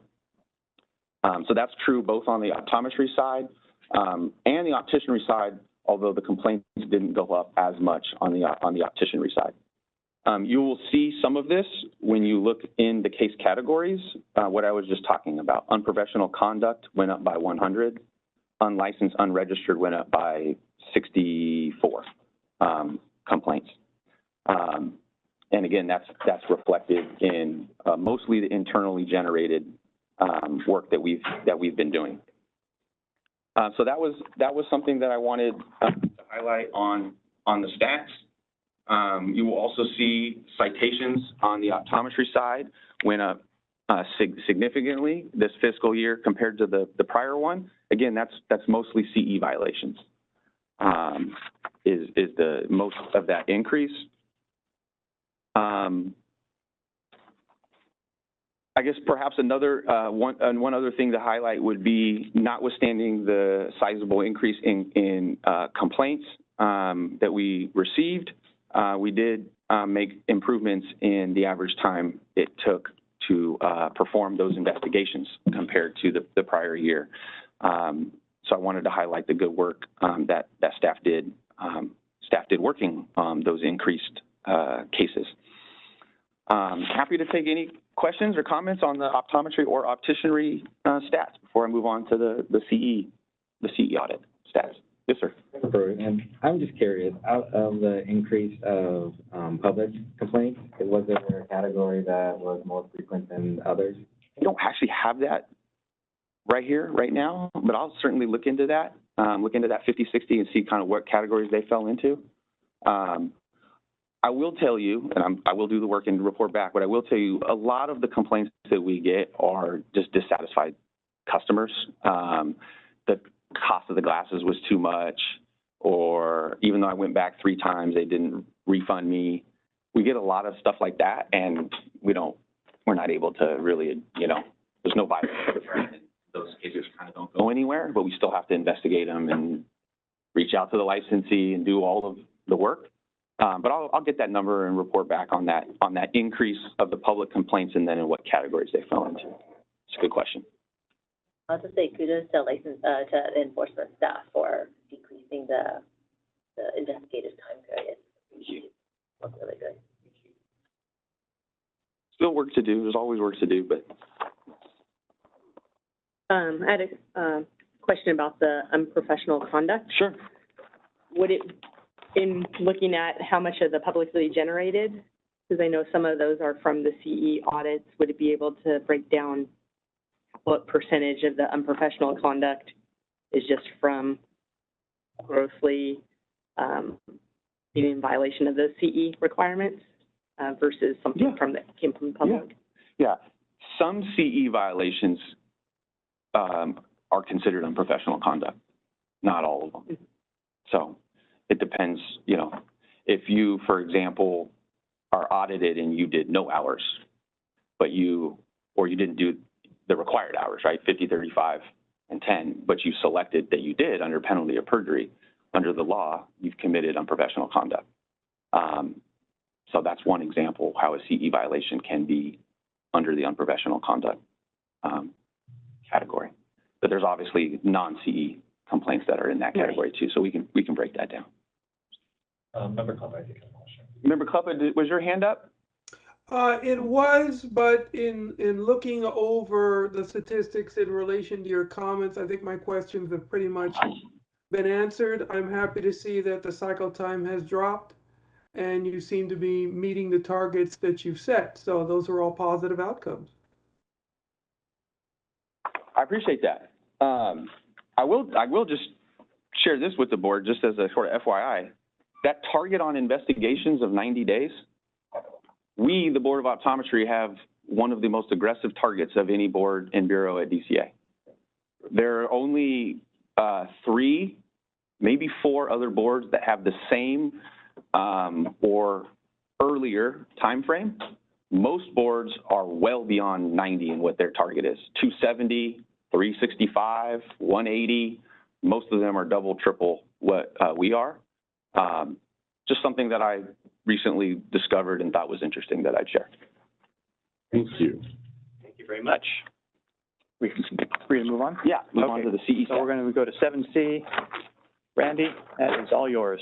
Well, I'm going to do, well, no, before we go to 7C, I got to do the CE stats. Okay. So the CE stats just follow the enforcement statistics for both optometry and opticianry. And remember that the CE only is applicable to optometrists. Opticians don't have a CE requirement. Very proud of the work that the team did this year. We were this close to doubling our CE audits from year to year. We did 72 in fiscal year 22-23, and we did 141 this past year. That's a 96% improvement in just the volume that we were performing. Unfortunately, the pass rate is worse this fiscal year compared to the prior one. Now, again, I think it's important that we put the caveats out, which is this is small numbers. This is not a sizable percentage of our renewing licensees. This is about 3 to 5% of our renewing licensees that we audited. So it's not, I would be cautious about reading into the whole sample based off of what is admittedly small data. But the data does show what it shows, and it shows a 69% pass rate in the last fiscal year, with 86% in the year prior. So this is, again, a challenge to licensees to make sure that you're complying with the CE requirements. It is the mechanism by which your competency is determined to continue to practice. And so it's very important that we do a good job in complying with those CE requirements. We are continuing to audit at the rate that we are doing, and I'm looking forward to continuing to report these numbers to the board at each board meeting. And that's your CE audit stats. Happy to take questions, comments from the members on the CE stats. I'd like to mention Cricket's done an incredible job, and she deserves some big time kudos. Thank you. Yeah, thank you, Member Bragg. Cricket Borges is on our staff, is our CE auditor. She also is our probation monitor, and she handles the CE audit program with a lot of professionalism. So yeah, big kudos and credit to her for doing a great job on this work. I have a question for Christine Schultz of COA. Have you guys discussed at your meeting the increased audit? Board members announced it to the society president and let them know that they need to let their members know that this is an issue and to ensure that people are going to include them. But yeah, the message has gone out in several different ways. And I would just say too, just to piggyback off what you just asked former President Wong, I have also worked closely with COA, and COA was very helpful in providing me the contact list for the society folks. And I reached out to all of them as well, provided information about CE audits, made my services available to come speak to any of the societies if they so wished. I have spoken with one of them and thought that there was a lot of fruit gained from that. So happy to continue doing that. But I think Christine is right. Information has been going out a lot of different ways. I think that because you have been doing such a good job and being so diligent, that eventually that number is going to start increasing. Because I think it's just the pass rate. The pass rate. Yeah, I hope so. Yeah. Because, The word's gonna get out that it no longer is just check a box and get your license renewed. Yeah. On this point, I think I did owe, now I'm just remembering, and I apologize to the board, at our prior meeting, there was a comment, questions about how much we could fine and why aren't you fining $5,000? Because I can't. The law doesn't allow me. The law caps me at $2,500. Now, if you fail a CE audit and then you fail a CE audit the next time, I can fine you $5,000. But for a first-time violation, the cap is $2,500. So I know the board had asked that at a prior meeting, so wanted to share that. Along with that, I know they're case specific, but there are different fines. Yeah. Some are maybe settlements, agreements. There are a few that we will modify or reduce. Okay. Yeah. So everybody as a licensee, when they get a citation, they have due process rights. Yes. And they can appeal it. Okay. To an administrative hearing. They can also ask for an informal citation conference. That's held with myself, where information and mitigating evidence can be presented. And there have been a few cases where we have held those conferences. It's always at the request of the licensee. And there have been a few cases where evidence or information has been presented where the citation was either reduced, modified in some way. So we have done that. In terms of the differing amounts, it's how bad you violated, essentially, right? If you did no CE or like only a few hours, you're going to get a bigger fine. If you fell short by just a little bit, you still fell short and we have to do something, you're probably going to get a smaller fine. But yeah, we do hold those conferences when licensees ask and their opportunity to provide information and evidence. And like I said, there's been a few where things have been modified. There may even been one or two where it was dismissed. That's also a possibility. So, yep. Good. Yeah, take public comment. We're going to wait till the end? I think let's do public comment. We've been talking about it. Yeah, okay. Probably good. Give the public a chance to try that. Okay, so we'll open up for public comment in the room. Let's open it up to public comment. Moderator, please.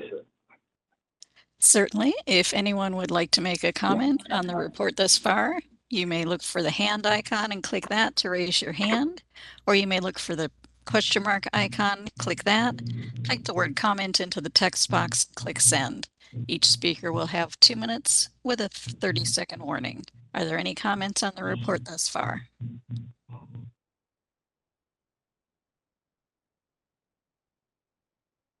And I do not see any requests for comment. Shall I close the public comment feature? Yes, please. Thank you. I'm going to move on to item 7C. All right. Thank you, President Garcia and members. I'm going to go ahead and take this one as well. This is item 7C, Executive Officers Report, Examination and Licensing Programs.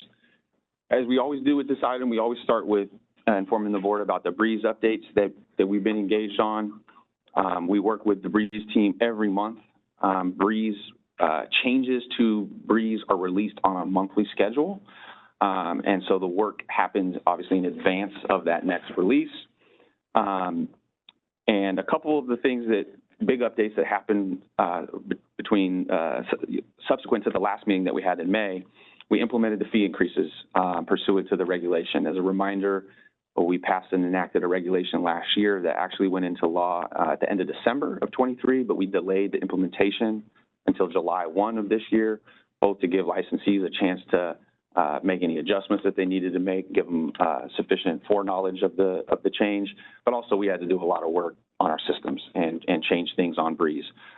There were the fee increases that we did touched both optometry and opticianry, so you have to change every single one of those transactions. So we did that. That was implemented and effective at the beginning of July. We also implemented the president's signature change effective July 1, pursuant to our newly elected president. all of the licenses and certificates that we issue have an electronic signature when they get issued under the president's name. And so we changed that from Lillian to Jeff. As you might imagine, there are probably 20 or some odd different certificates and letters across our different application types that had to be changed. So we were able to get, I believe, all of those done effective July 1. I want to, since we now have a full fiscal year behind us, I wanted to give these numbers in terms of how many breeze changes that we did in the last fiscal year. We did, looking at my notes, we did 74 total breeze changes last fiscal year. The fiscal year before that, we did 51. So that's a 45% increase in the breeze changes that we made from one fiscal year to the next. Now, a lot of these are the president's signature, right? And that takes up, like I said, a sizable number. But there's a lot of there also is a lot of impactful, more impactful changes that we've made.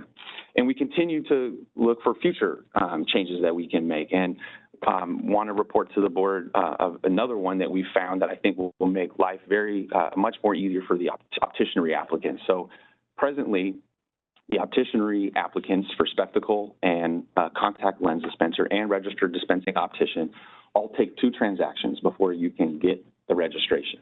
You have to apply for the application, where all the requirements go, fingerprint background check, so on and so forth, but only one part of the fee goes on that transaction. Once that transaction is approved, the applicant has to go back on Breeze and open a second application, this time an application for registration. And that captures the other fee, and then once that's approved, the registration is issued. Over and over and over again, a common and frequent thing that staff deals with is outreach, customer inquiries from opticianry applicants about, hey, I applied, I see it went through, where's my registration? They have to go back and fill out the second application and pay for it. So far as we can tell, the only purpose of that second application process is to capture that second fee. And so what we're working on right now is collapsing the 2 applications and transactions into one. So the total fee will be there, all of the requirements will be there, and when it's approved, the registration is issued. So we're very excited about that. I don't have a timeline as to when we think that will be implemented, but I would be hopeful in the next, 3, 4, 5 months. So that's just another example of an efficiency change. Looking forward, 2 big items that we're looking to implement in the next several months are going to be mobile optometric and then home residence permit. And I'll talk a little bit more about where we are on those regs when we get to the reg item. So that's some information about Breeze updates. Moving on into the stats, the numbers themselves. We have attachment A, attachment B, and attachment C. Attachment A is showing you the volume, is showing you how many applications per type we received and approved. And one of the things I want to call out here is on the optometry side. If you look at the optometry license and you look at received and approved for fiscal year 23 and fiscal year 24, you see numbers that kind of jump off the page. You see 417 approved applications in 22-23, and then you see 222 in 23-24. Wow, why was there such a difference in what you approved in one year versus what you approved in the next year? And the answer to that goes back to the efficiencies that we made. When the application processing time took 90 days, you applied in May when you graduated, our fiscal year ends on June 30, and then you didn't get a license until August, September. So you got licensed in a new fiscal year, right? Last year, when we reduced that average down from 90 days to under a week, we licensed 140 people from May to June 30, so in the same fiscal year that they applied in. And so that's why you see the 417 spike in that prior year. This year, it's normalized because we approved a majority of the applications that we received in the same fiscal year that we received them, right? 222 were approved and we received 234. That means there was a few that carried over into the next fiscal year. So wanted to call out that approval number. If you look at the number, now this is just year over year, right? Fiscal year to fiscal year, you do see a slight drop, right? And what we received to what we approved. Received applications for initial licensure slightly went down. So that's something I wanted to call out. You'll see a similar impact on the fictitious name permits because the same dynamic problem existed. Fictitious name permits were taking even longer than optometry applications were taking. They were taking about 110 days on average, and we took that down to a 9-day average. So again, you see a skewing in the numbers depending on the fiscal year in which the application was approved. So I wanted to call out that on attachment A. On attachment B, this is the population. This is our licensee population by category and status. The thing I want to mention here is the delinquent number. It looks high for some of the license types. I've mentioned before in this meeting about fictitious name permit and how at any one time we might have 200 to 300 delinquents. Here you see a number that's smaller than that. You see a number of 159, and one reason to that is because of the work that staff has been doing targeting that, if you will, targeting the delinquent FNPs and trying to figure out, okay, you're delinquent, we see that you still have a storefront on Google, are you operating? If you are, you need to renew. And so that number has come down over time. There is still a lot of delinquent optometrists. I was actually talking to President Garcia about this recently, and I want to share with both you, President Garcia, and the board that we're looking into that number, and we believe we have identified about 100 of them that should not be on there. This board didn't used to be on Breeze. We transitioned from one system to the Breeze system, and there's about 100 folks that are being shown up on that delinquent number due to the transition of Breeze from several years ago. So we are going to be cleaning up some of these numbers, and we'll be looking at the other categories to see if a similar issue exists in terms of that Breeze changeover. So we are looking at that delinquent number and trying to do some work there. The attachment C shows you by month the volume. I've talked with the board about this in the past as it relates to the exam request. One of the things that we were noticing is that a lot of applicants were taking their CLRE, their California Law and Regulations exam, in the spring or close to graduation. And if you fail that exam, it's a 6-month waiting period. And so now you're October, and all those jobs have kind of passed you by. So we've been doing a lot of work over the last almost 2 years to try to encourage people to take that exam in the winter. So you see some of that reflected in December, January, which is nice. You still do see a big number in March and April, and I'd love to see that shift to the earlier months. Again, the next one is the initial license, and you see visually what I was just mentioning about the volume where we are able to process in the same fiscal year that we receive it in. So that's the spike of May and June because everybody graduates in May. So we start receiving applications in bulk. If you will. What you won't really see, if you're looking for it, on the optometry initial license, you won't really see the online processing time chart. That's because it's so close to zero, it doesn't show up. Just wanted to say that. And it just continues on. You'll see fictitious name permits. You will see the processing time there. It's under 10 days. For the year, it was 9 on average. RDO applications and licensure this past year did not have the constant volume like it normally does. Usually the height of the columns are pretty similar, but if you look at RDO, you see spikes in November and February. I think there were some corporate changes that happened with America's Best and some of the other companies that led to some changes in the applications and licensure. So that was something else that we noticed. And then the last one I'll call out is just the non-resident contact lens seller. There's hardly any volume that we get for these folks. I think we licensed 1 or 2 the whole year. We know that there are more players out there. This is part of that unlicensed activity work that we were doing earlier. We know there are other online retailers that are selling into California, and we are trying to get them licensed and registered.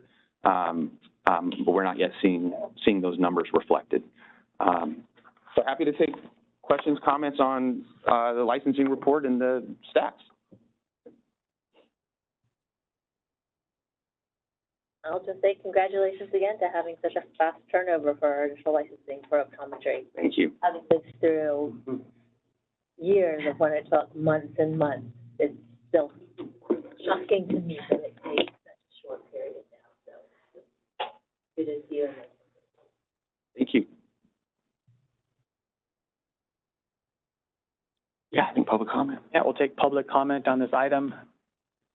See nothing? Okay, let's open it to public comment. Moderator. Thank you. If anyone would like to make a comment on the report, you may look for the hand icon and click that to raise your hand, or you may look for the question mark icon, click that, type the word comment into the text box, and click send. Each speaker will have 2 minutes with a 30-second warning. Are there any comments on the report? And we do have a request for comment from someone logged into WebEx as Ruby Garcia. Ruby, I'll send you a request to unmute. You're unmuted. Can you hear me? Yes? Yes. Yes. Greg, I just want to thank you. That's an awesome report. And I also really like your idea about, the collapse of getting the two fees together for SLDs and CLDs. That is awesome. Thank you so much. Thank you, Ruby. I appreciate that. I think it's going to be a big, important, impactful change, not just for staff, but even more importantly for the licensee and applicant. For one, it's going to be transparent, right? Everybody's now going to know what the real total fee is, since it's going to be on one application and it's not split out in two like it presently is. So we're very excited about it, and I don't want to overpromise anything, but we are be expecting and anticipating that the change will help our processing times on those applications too. So we'll be keeping a close eye on that. Thanks. Thank you, Ruby.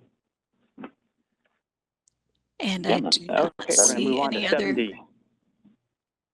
Beg your pardon? Okay. Oh, I do not see Sorry, any other Ann, requests for comment. Oh, thanks, Ann. Yeah, we can close the call. Thank you. Move on to 7D.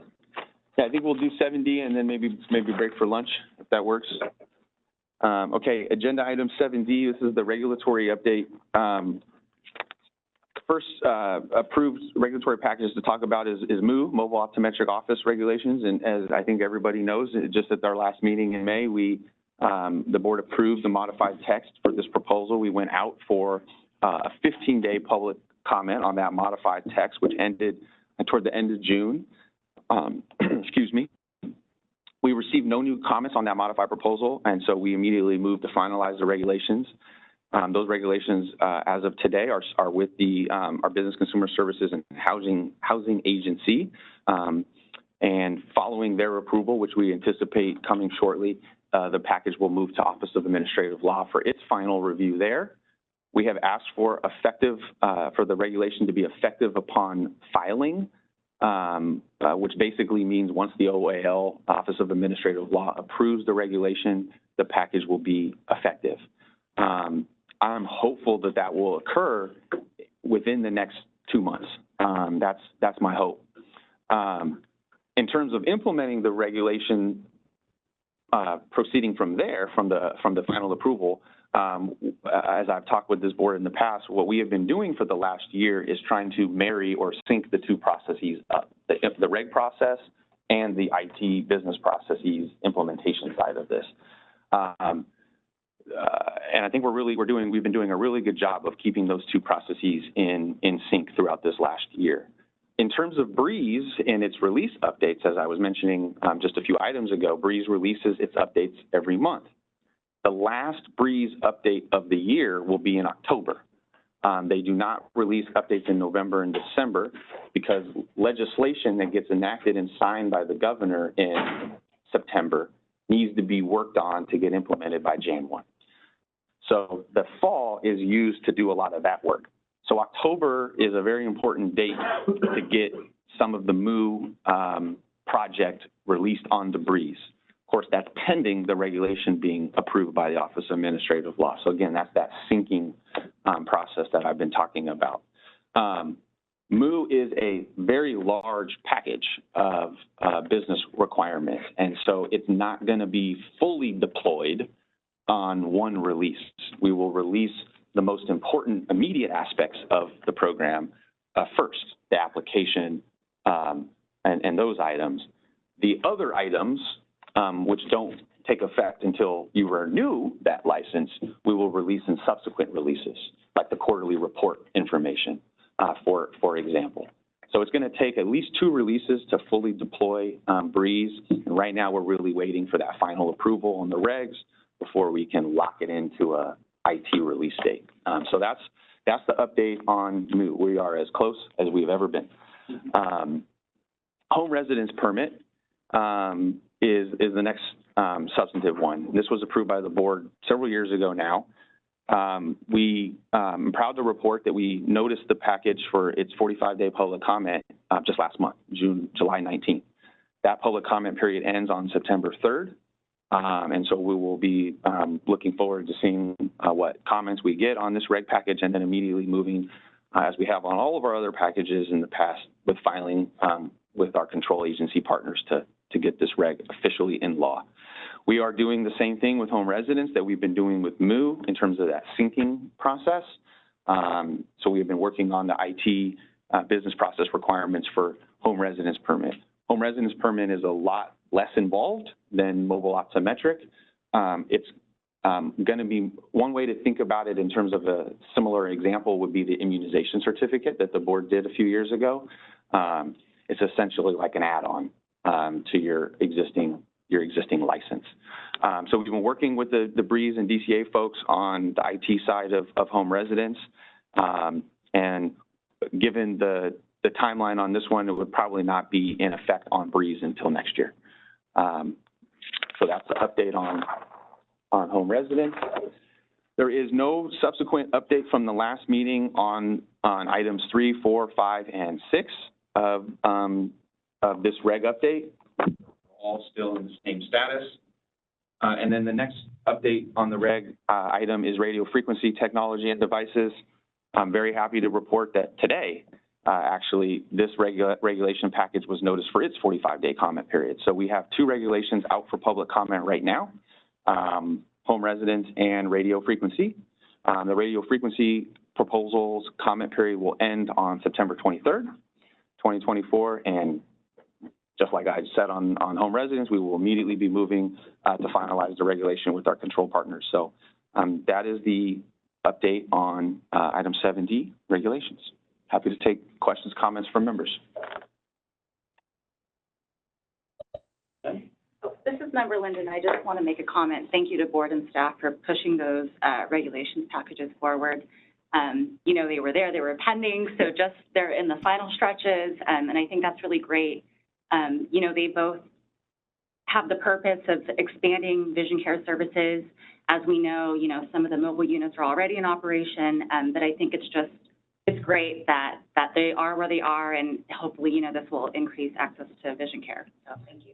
Yeah, absolutely, Member Linda. That's exactly what these 2 proposals do, is expand access to care, and specifically access to care to people who are vulnerable or part of a marginalized community. So absolutely agree with you and appreciate that comment. Thank you. Mr. Papa. Yeah, a couple questions on items 3 and 5. Optometry disciplinary guidelines, dispensing optician disciplinary guidelines. I know they've been pending for a while. Do we have a time frame when either one might be resubmitted for review? Not a hard and fast one. I mean, I don't want to overpromise and underdeliver. I certainly don't want to make that mistake. I would be hopeful next year. As I think I reported at the last meeting on these disciplinary guidelines, it's important to remember that, well, first of all, you're absolutely correct. These were approved by the board a long time ago, and they should have been done. Totally acknowledge that. But I do want to remind the board that as it pertains to disciplinary guidelines, optometry does have disciplinary guidelines. They're just old. They're 12 years old. Opticianry has none. We basically borrow from the optometry ones and use them as we're able to. And so I think my feeling would be that it's more important to move with the opticianry ones prior to the optometry ones. And those were the ones that I was working on and was hopeful to be, you know, maybe at this meeting, reporting had been publicly noticed. At the last meeting, I reported that I had been part of a few DCA meetings where I learned that there were some issues, potential legal issues with some of the text that the board had already approved, granted 4 years ago in 2020. There have been a few programs that have either had lawsuits threatened or have been sued based off of some of this specific language, and it's the same language that we had in our proposal. So I didn't want to move forward with that and have us be put in that similar type of place. So those regulations need to be re-looked at, especially from that lens, and the same issue exists on the optometry ones as well. So, you know, next year is going to be a very busy year for this board with sunset review. I don't have a policy analyst, so I am the policy analyst as well as the EO. So I just can't promise you that I'm going to have them done next year, but that's what I'm going to work toward. I recognize that they need to get done, and especially on the opticianry side, like I said, they don't exist. So it's very important that we get something in place. But I don't want to have something in place that's going to create legal jeopardy for us. So I need to work with our Reg Council closely on that, and I would be hopeful in the next year, but I don't want to overpromise. But I think we also have to be cognizant of the fact that we didn't even have a dispensing opticians committee to help with any of these up until Mr. Dawson joining us. We've been absent having a optician member for the last couple of years. I think that's another great point, is that I would want to work with Mr. Dawson on those. And you're right, we haven't had an optician member. This is our second meeting with an optician member in a while, and we don't have, as you were just saying, we don't have a dispensing optician committee. Now, I want to be clear, I'm not going to use that as an excuse to not move these, but I think it's, to your point, it's hard to pretend like that's not an impact. Member Sims has a question too. Member Sims. Actually, not a question, just a comment. I just want to echo what VP Linden said. A big thank you and congratulations to fellow members of the board and the committee, and also to staff and our EO for particularly the mobile optometric office. That's really important in terms of what we all have recognized, accessibility, especially for vulnerable populations like children. So just want to echo a big congratulations to everyone for moving that forward. Thank you, Member Sims. Any public comment from members in the room? Dean? Moderator, if we can open up for public comment on item 7D. Certainly. If anyone would like to make a comment about the regulatory update, you may look for the hand icon and click that to raise your hand, or you may look for the question mark icon, click that, type the word comment into the text box and click send. Each speaker will have 2 minutes with a 30-second warning. Are there any comments?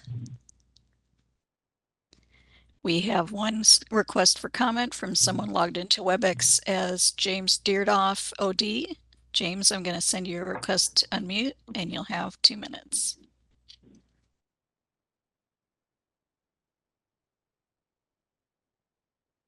And James, you should have gotten a pop-up. I'll try again.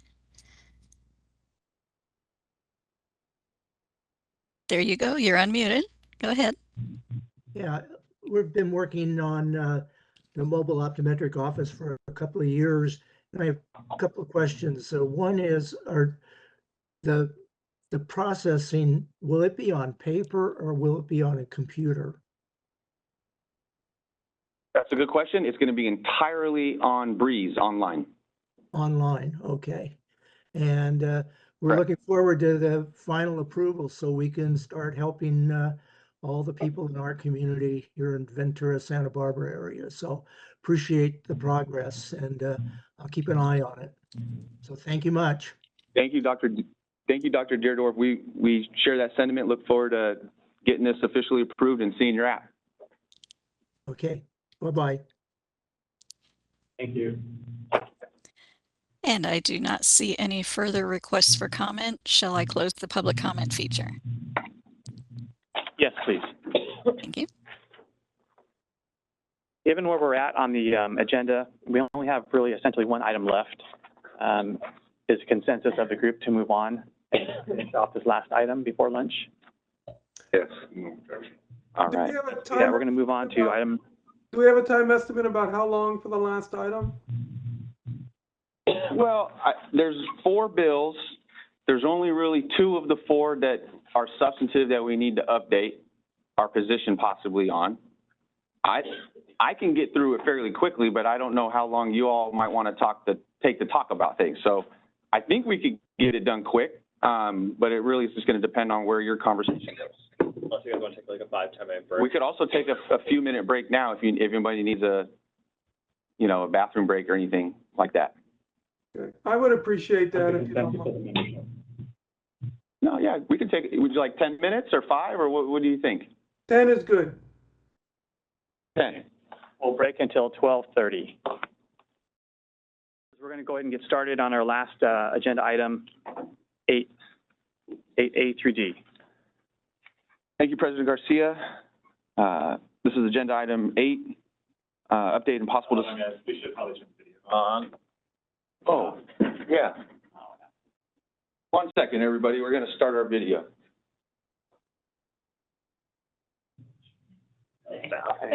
Oh, we should thank staff for pointing that out.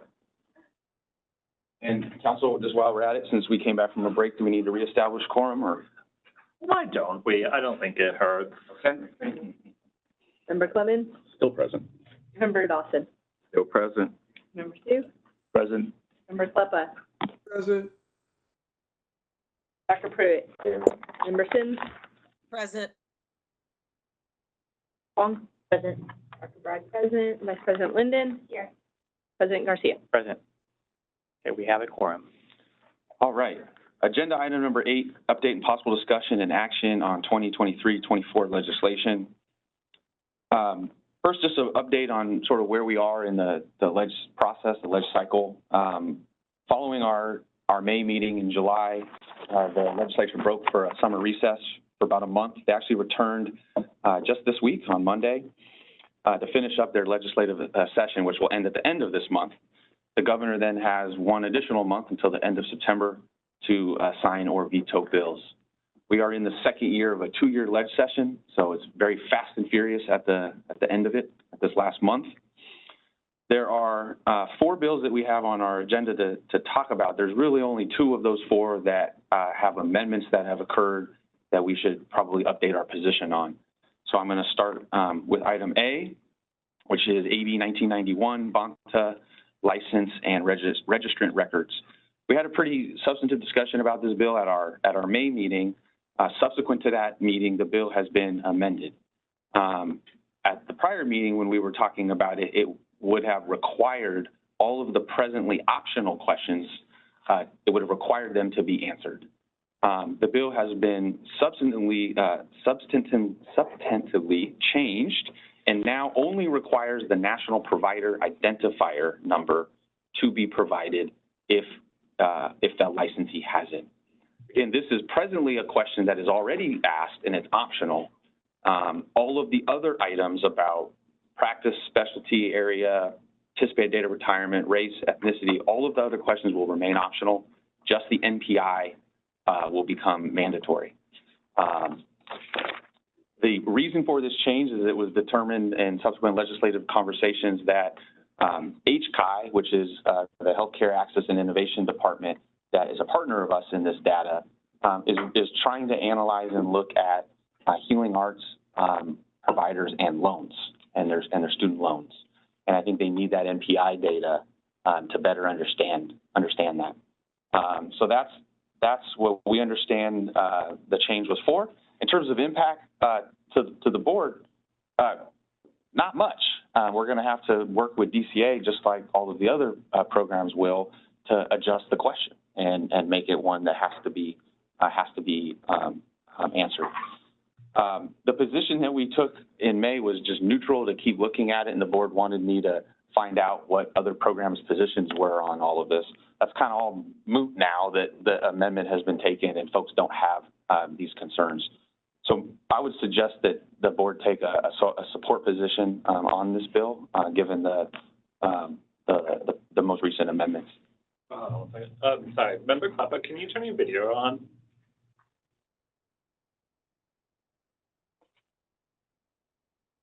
Member Kleppa, can you hear us?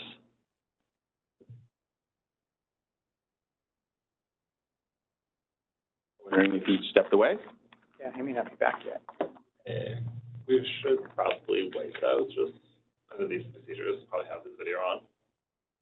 He was present. He was present. Right, because he answered present during our. Yes. Well, we kind of have to wait because we can't have a motion and a second and a vote without. Anybody got his mobile number? You can text him. So if he's having technical difficulties, I will send him a note. just double check this. Didn't even know, don't we?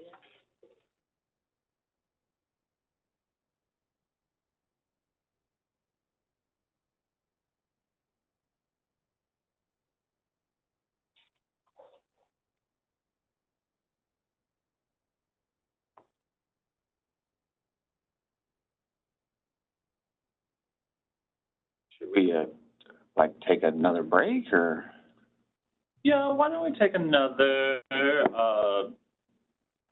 Could I suggest that perhaps Member Kleppa could drop off the call and rejoin? Oh, there he is. There he is. He's outside. I'm outside. So, Listen, Member Kleppa, did you walk away for a moment? Yeah, I had something come up really fast that I had to deal with. That's why I had to shut off my camera. I apologize. just as a reminder, Member Kleppa, when you're appearing remotely under this procedure, you should let the body know if you're going to be turning off your camera. There's some general requirements underneath the law about appearing on camera. Okay, I didn't know about that. Sorry. No worries. Just came up, so. Do I need to go back and cover the item? I didn't notice when he left. Okay. I have a question. During our discussion 3 months ago, not only was the collection of information one of the things we discussed, but there was a requirement that the information be provided, but no penalties if it was not provided.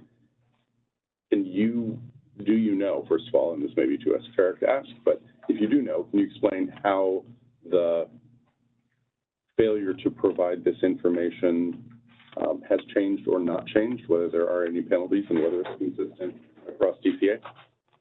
It will be consistent across DCA. In your packet is the text of the bill. It's now only 3 paragraphs long. That provision has been removed, so there's no. There was language that said you shall not deny, or that language has all been removed. So the licensee will have to provide this information. Great, thank you very much. Any other questions from membership? Of course, if they have one, I should say. Exactly. To be clear.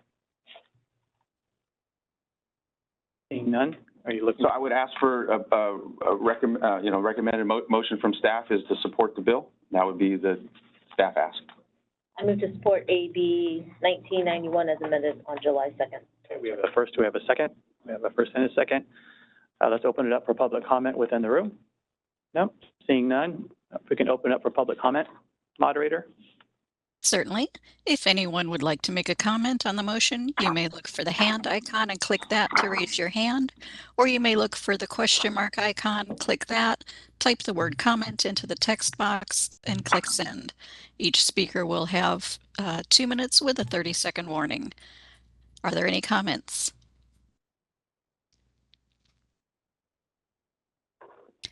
I do not see any requests for comment. Shall I close the public comment feature? Yes, please. Thank you. You're welcome. Okay, we have a first and a second. Can we do a roll call vote, please? Aye. Member Dawson. Aye. Member Sue. Aye. Member Kleppa. Aye. Dr. Pruitt. Aye. Member Sims. Aye. Dr. Wong. Aye. Dr. Bragg, aye. Vice President Linden. Aye. President Garcia. I vote aye. Motion passes. Thank you. Move on to item 8B. All right, this is AB 2327 by Wendy Carrillo, Optometry, Mobile Optometric Offices Regulations. We talked about this bill at our May meeting. We took a support position on the bill.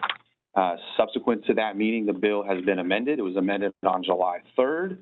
It's a fairly minor amendment. I think as the board knows, one of the requirements of the MOVE program is that the providers provide quarterly reports. There was, I think, concern, maybe not the right word, but some questioning about once we implement this, the timeline of the reports and making sure that the licensees are able to submit those reports and submit them timely. So there was an amendment that was made to adjust that reporting. I worked with the stakeholders and the committees as well as Reg Council because we're very cautious given the reg work that we're doing that any statutory changes to the statute that we're using to do the reg, if that statute changes, it might impact the reg work that we're doing. And we don't want to have to go back to the board simply because the statute has changed. And so we worked together, stakeholders and committee, looking at that amended language and don't believe that it has any impact to our regulation. We will have to make some tweaks to the business process requirements of the regulation to account for the changes to the report. But importantly, we don't believe it will impact the reg work that we're doing. So that was the amendment that happened to MOVE. All of the other, to AB 2327 having to do with MOVE. All of the other important provisions of the bill, such as extending the program out 10 years, giving the board additional time to do the regulations and the safe harbor provisions that exist for the providers currently all remain and continue. So we, the staff ask us to just update the support position to the current version of AB 2327. Any questions, comments?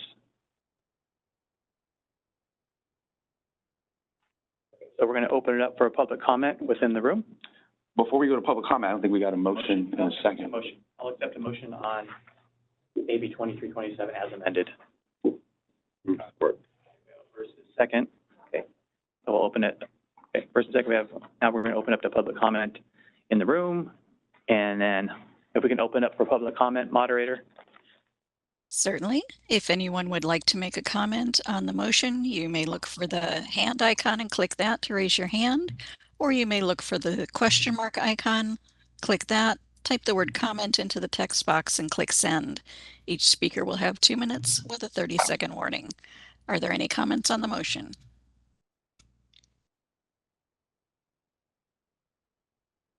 I do not see any requests for comment. Shall I close that feature? Yes, please. Thank you. Okay, we have a first and second to accept the AB 2327 as amended. We can do a roll call vote, please. Member Clemens? Aye. Member Dawson? Aye. Member Sue? Aye. Member Kleppa? Aye. Dr. Pruitt? Aye. Member Sims? Aye. Dr. Wong? Aye. Dr. Bragg, aye. Vice President Linden? Aye. President Garcia? Aye. Thank you. Motion passes. We're going to move on to item 8C, SB 1451. Thank you, President Garcia. This bill is SB 1451 by Ashby, having to do with professions and vocations. As I informed the board at the last meeting, this bill does a whole lot of other things that have nothing to do at all with our board. But the reason why we brought it to you is that there is language in this bill that would seemingly limit the ability of certain providers to use the words doctor, DO, MD. As the board should already know, optometrists in California are already limited under the law within our Practice Act to using these prefixes and suffixes with certain limitations and restrictions. If you're going to call yourself Dr. Jeffrey Garcia, for example, you got to put OD after your name. So that already exists. We were watching this bill. That was the position that we took at the May meeting, watching it in anticipation that the author was going to make the amendments that the analysis said they were going to make, which was to hold harmless, essentially, professions like ours and others who are already allowed to use these terms. The June, I think it's 19th amendments did that and should take away any concern that optometrists have or other providers who use that nomenclature. And so we would be looking as a staff to get a motion to update the position to support. Comments from members? This seems important to those people who actually are in fact doctors in this room. I'm curious whether any of the doctors have also read this and have any concerns before we move forward. Yeah, so the concern I have is just that I think inherently it is biased towards nurse practitioners who earn their doctorate and cannot use the term doctor when I feel they should be able to, as long as they put Dr. Smith, NP, right? So, you know, although we didn't get caught up in this particular, at this time, other states have had those types of bills which would have impacted optometrists. So I'm not sure if initially when the author wrote the bill that was the intent, and it would just, so I guess we couldn't include everyone else as well. But it does capture those providers that potentially earn their degrees as a doctor and can't use that title. I think it's unfortunate. If I could just piggyback off what you said, President Garcia, I think that's why you actually brought it to my attention and put it on my radar, exactly for the reasons you just mentioned about some of the national conversation that has been happening. I think that's something that what we've seen across the country is the physician groups, broadly speaking, going into multiple different states and trying to clamp down on optometrists, if you will, and their use of titles. I think Florida was a recent example of that last year, and there were a few other places. I think there's some strategy and politics that's happening as to why that's going on from the medical folks over some of the other turf battles that exist as well. But that's why I think it showed up on our radar too, is given that national conversation and just being mindful of what's happening out there. But again, we in our act, I believe it's Business and Professions Code 3098, already sort of limits how an optometrist is able to refer to themselves when they use the title doctor. So we wanted to make sure that this bill got appropriately updated to sort of safeguard that and preserve that, and not make any of the changes like other states, like Florida, for example, and others were attempting to do. And I think in the Florida example, at risk of being wrong, I think that was vetoed. And so it didn't go into effect, but it got close, right? It got to the governor's office in that state. So understand why optometrists and other providers are protective of the titles that they've earned and should be able to use. Would there be any harm in taking a neutral position?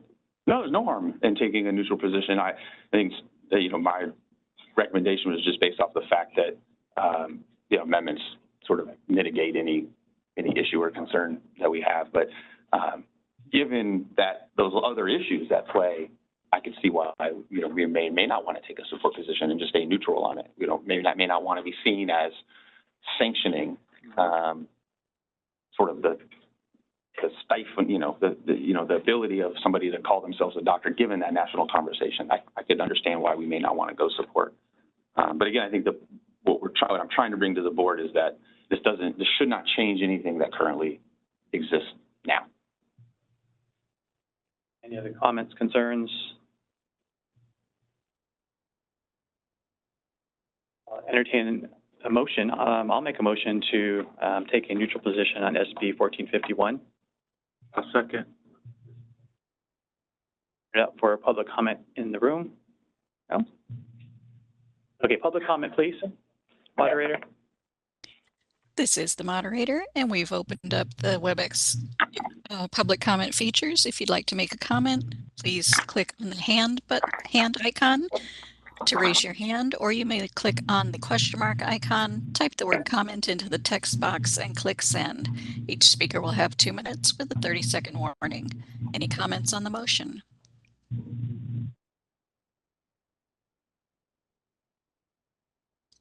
No requests for comment received. Shall I close that public comment feature? Yes, please. Thank you. Okay, so we have a first and a second on motion to take a neutral position on SB 1451. We can do a roll call vote. Member Clemens? Aye. Member Dawson? Aye. Member Sue? Aye. Member Cleffa? Aye. Dr. Pruitt? Aye. Member Sims? Aye. Dr. Wong? Aye. Dr. Bragg? Aye. Vice President Linden? Aye. President Garcia? I vote aye. Thank you. Okay, we're going to move on to item 8 Delta D. This is our last bill to discuss today. This is SB 1468 by Ochoa Bowe. This bill has been subsequently amended since we last considered it. The only amendment was to exclude Veterinary Medical Board from the requirement to produce this pamphlet and provide this information. As the board may remember, what this has to do with is substance abuse, opioid use disorder licensees, and that's really not something that a veterinarian should come into contact with. You haven't met my dog. So I believe that's why veterinarian medical board was excluded, but that is the amendment that happened subsequent to our position. Importantly, we took a support position at the May meeting, and importantly, that was because amendments at that time mitigated the fiscal impact that we were going to have. So the bill allows for us to distribute this information electronically. Prior versions of the bill did not, and we were going to have to mail that out. And you can imagine the cost of doing that. It was going to cost us about $18,000 just to mail out this pamphlet. Still have some questions as a program in terms of like how we're going to create this and develop it.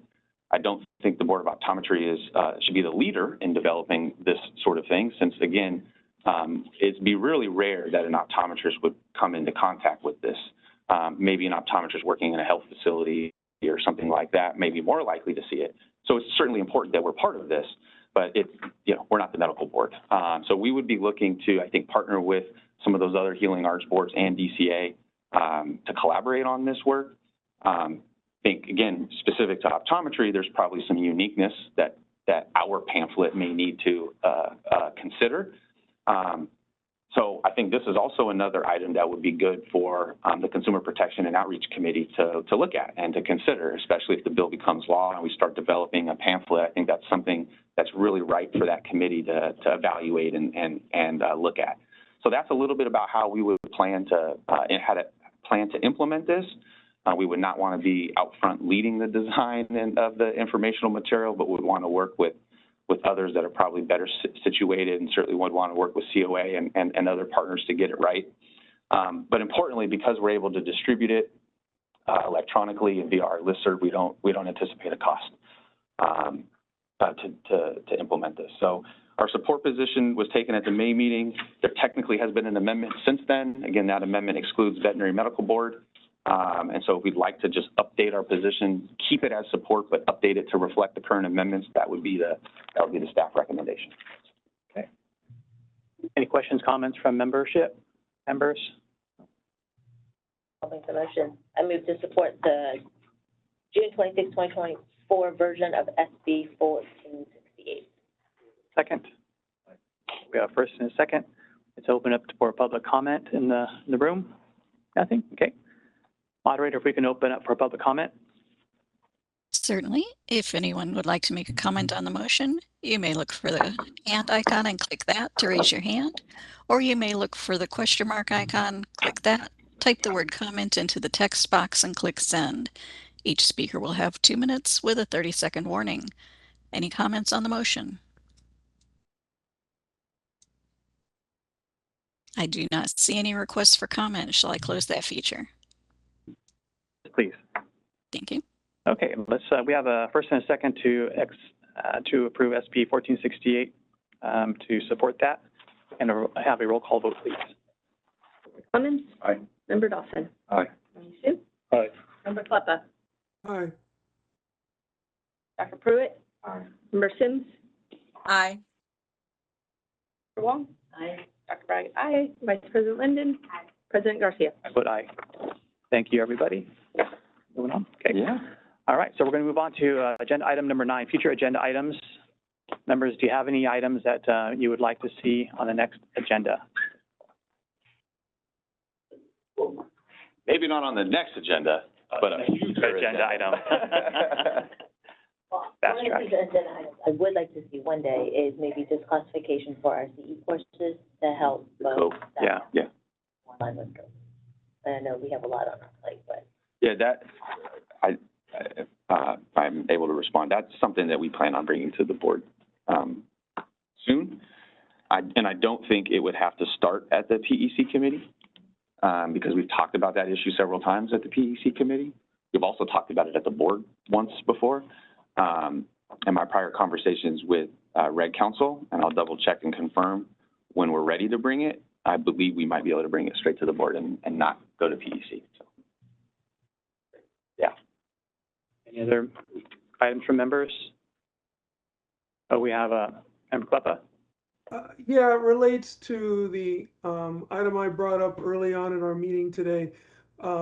We have talked about doing a tour of an optometry school.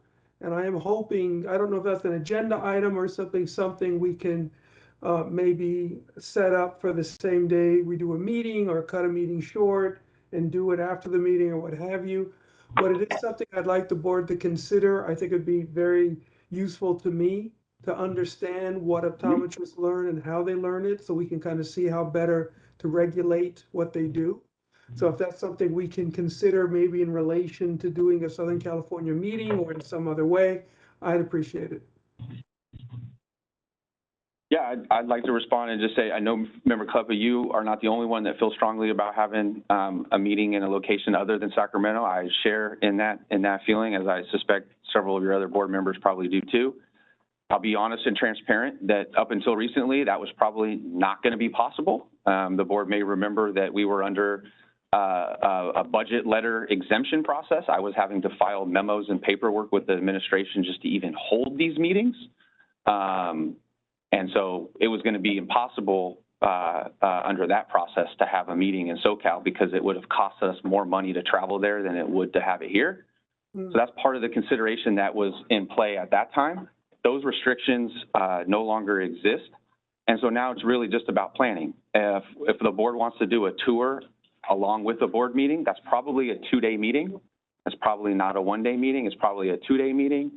And so it's just the logistics of doing that. There are 2 optometry schools in California that are located in the south of the state. And so we would be targeting one of those. But it would probably be a 2-day meeting. And it's really a logistics thing. So I can't promise you that's going to be the October meeting. I'd say almost for sure not. I would say probably not the December meeting as well.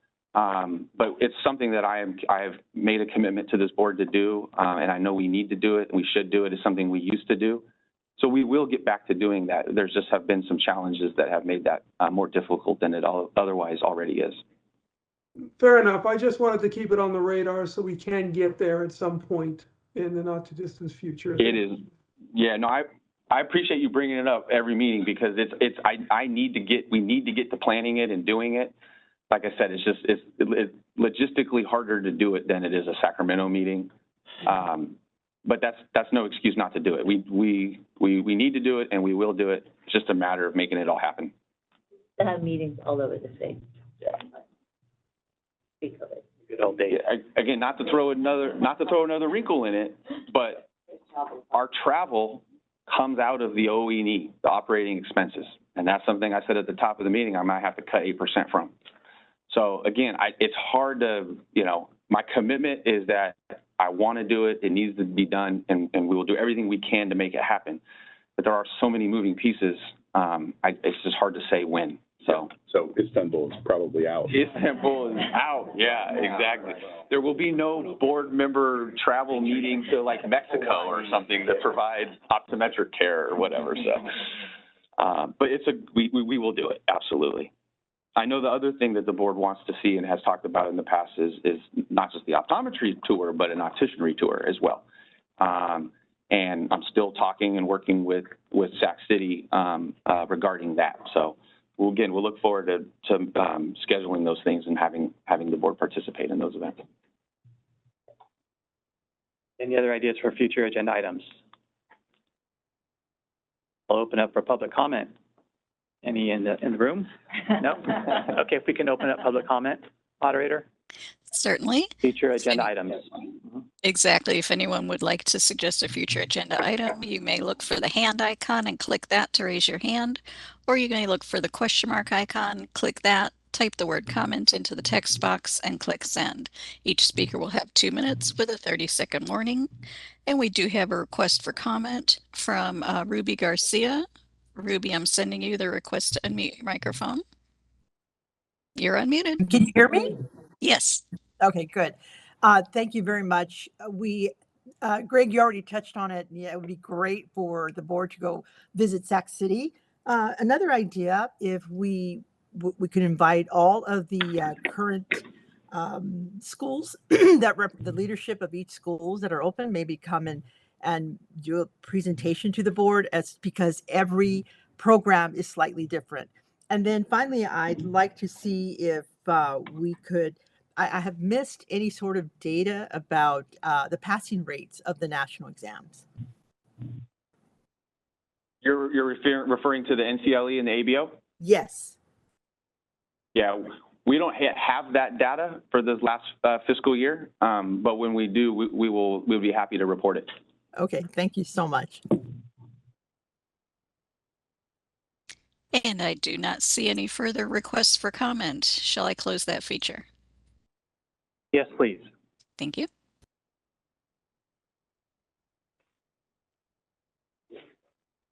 We don't have closed session, so we can just mention that there is no closed session. Okay, so we do not have any closed session items, so that completes our agenda for today. We are on adjournment at this time, so I adjourn the meeting at 1 o'clock. Thank you. Until the next meeting. Everyone, Thank you, have a Member good Cleffa. weekend. Thank you, Member. Thank you.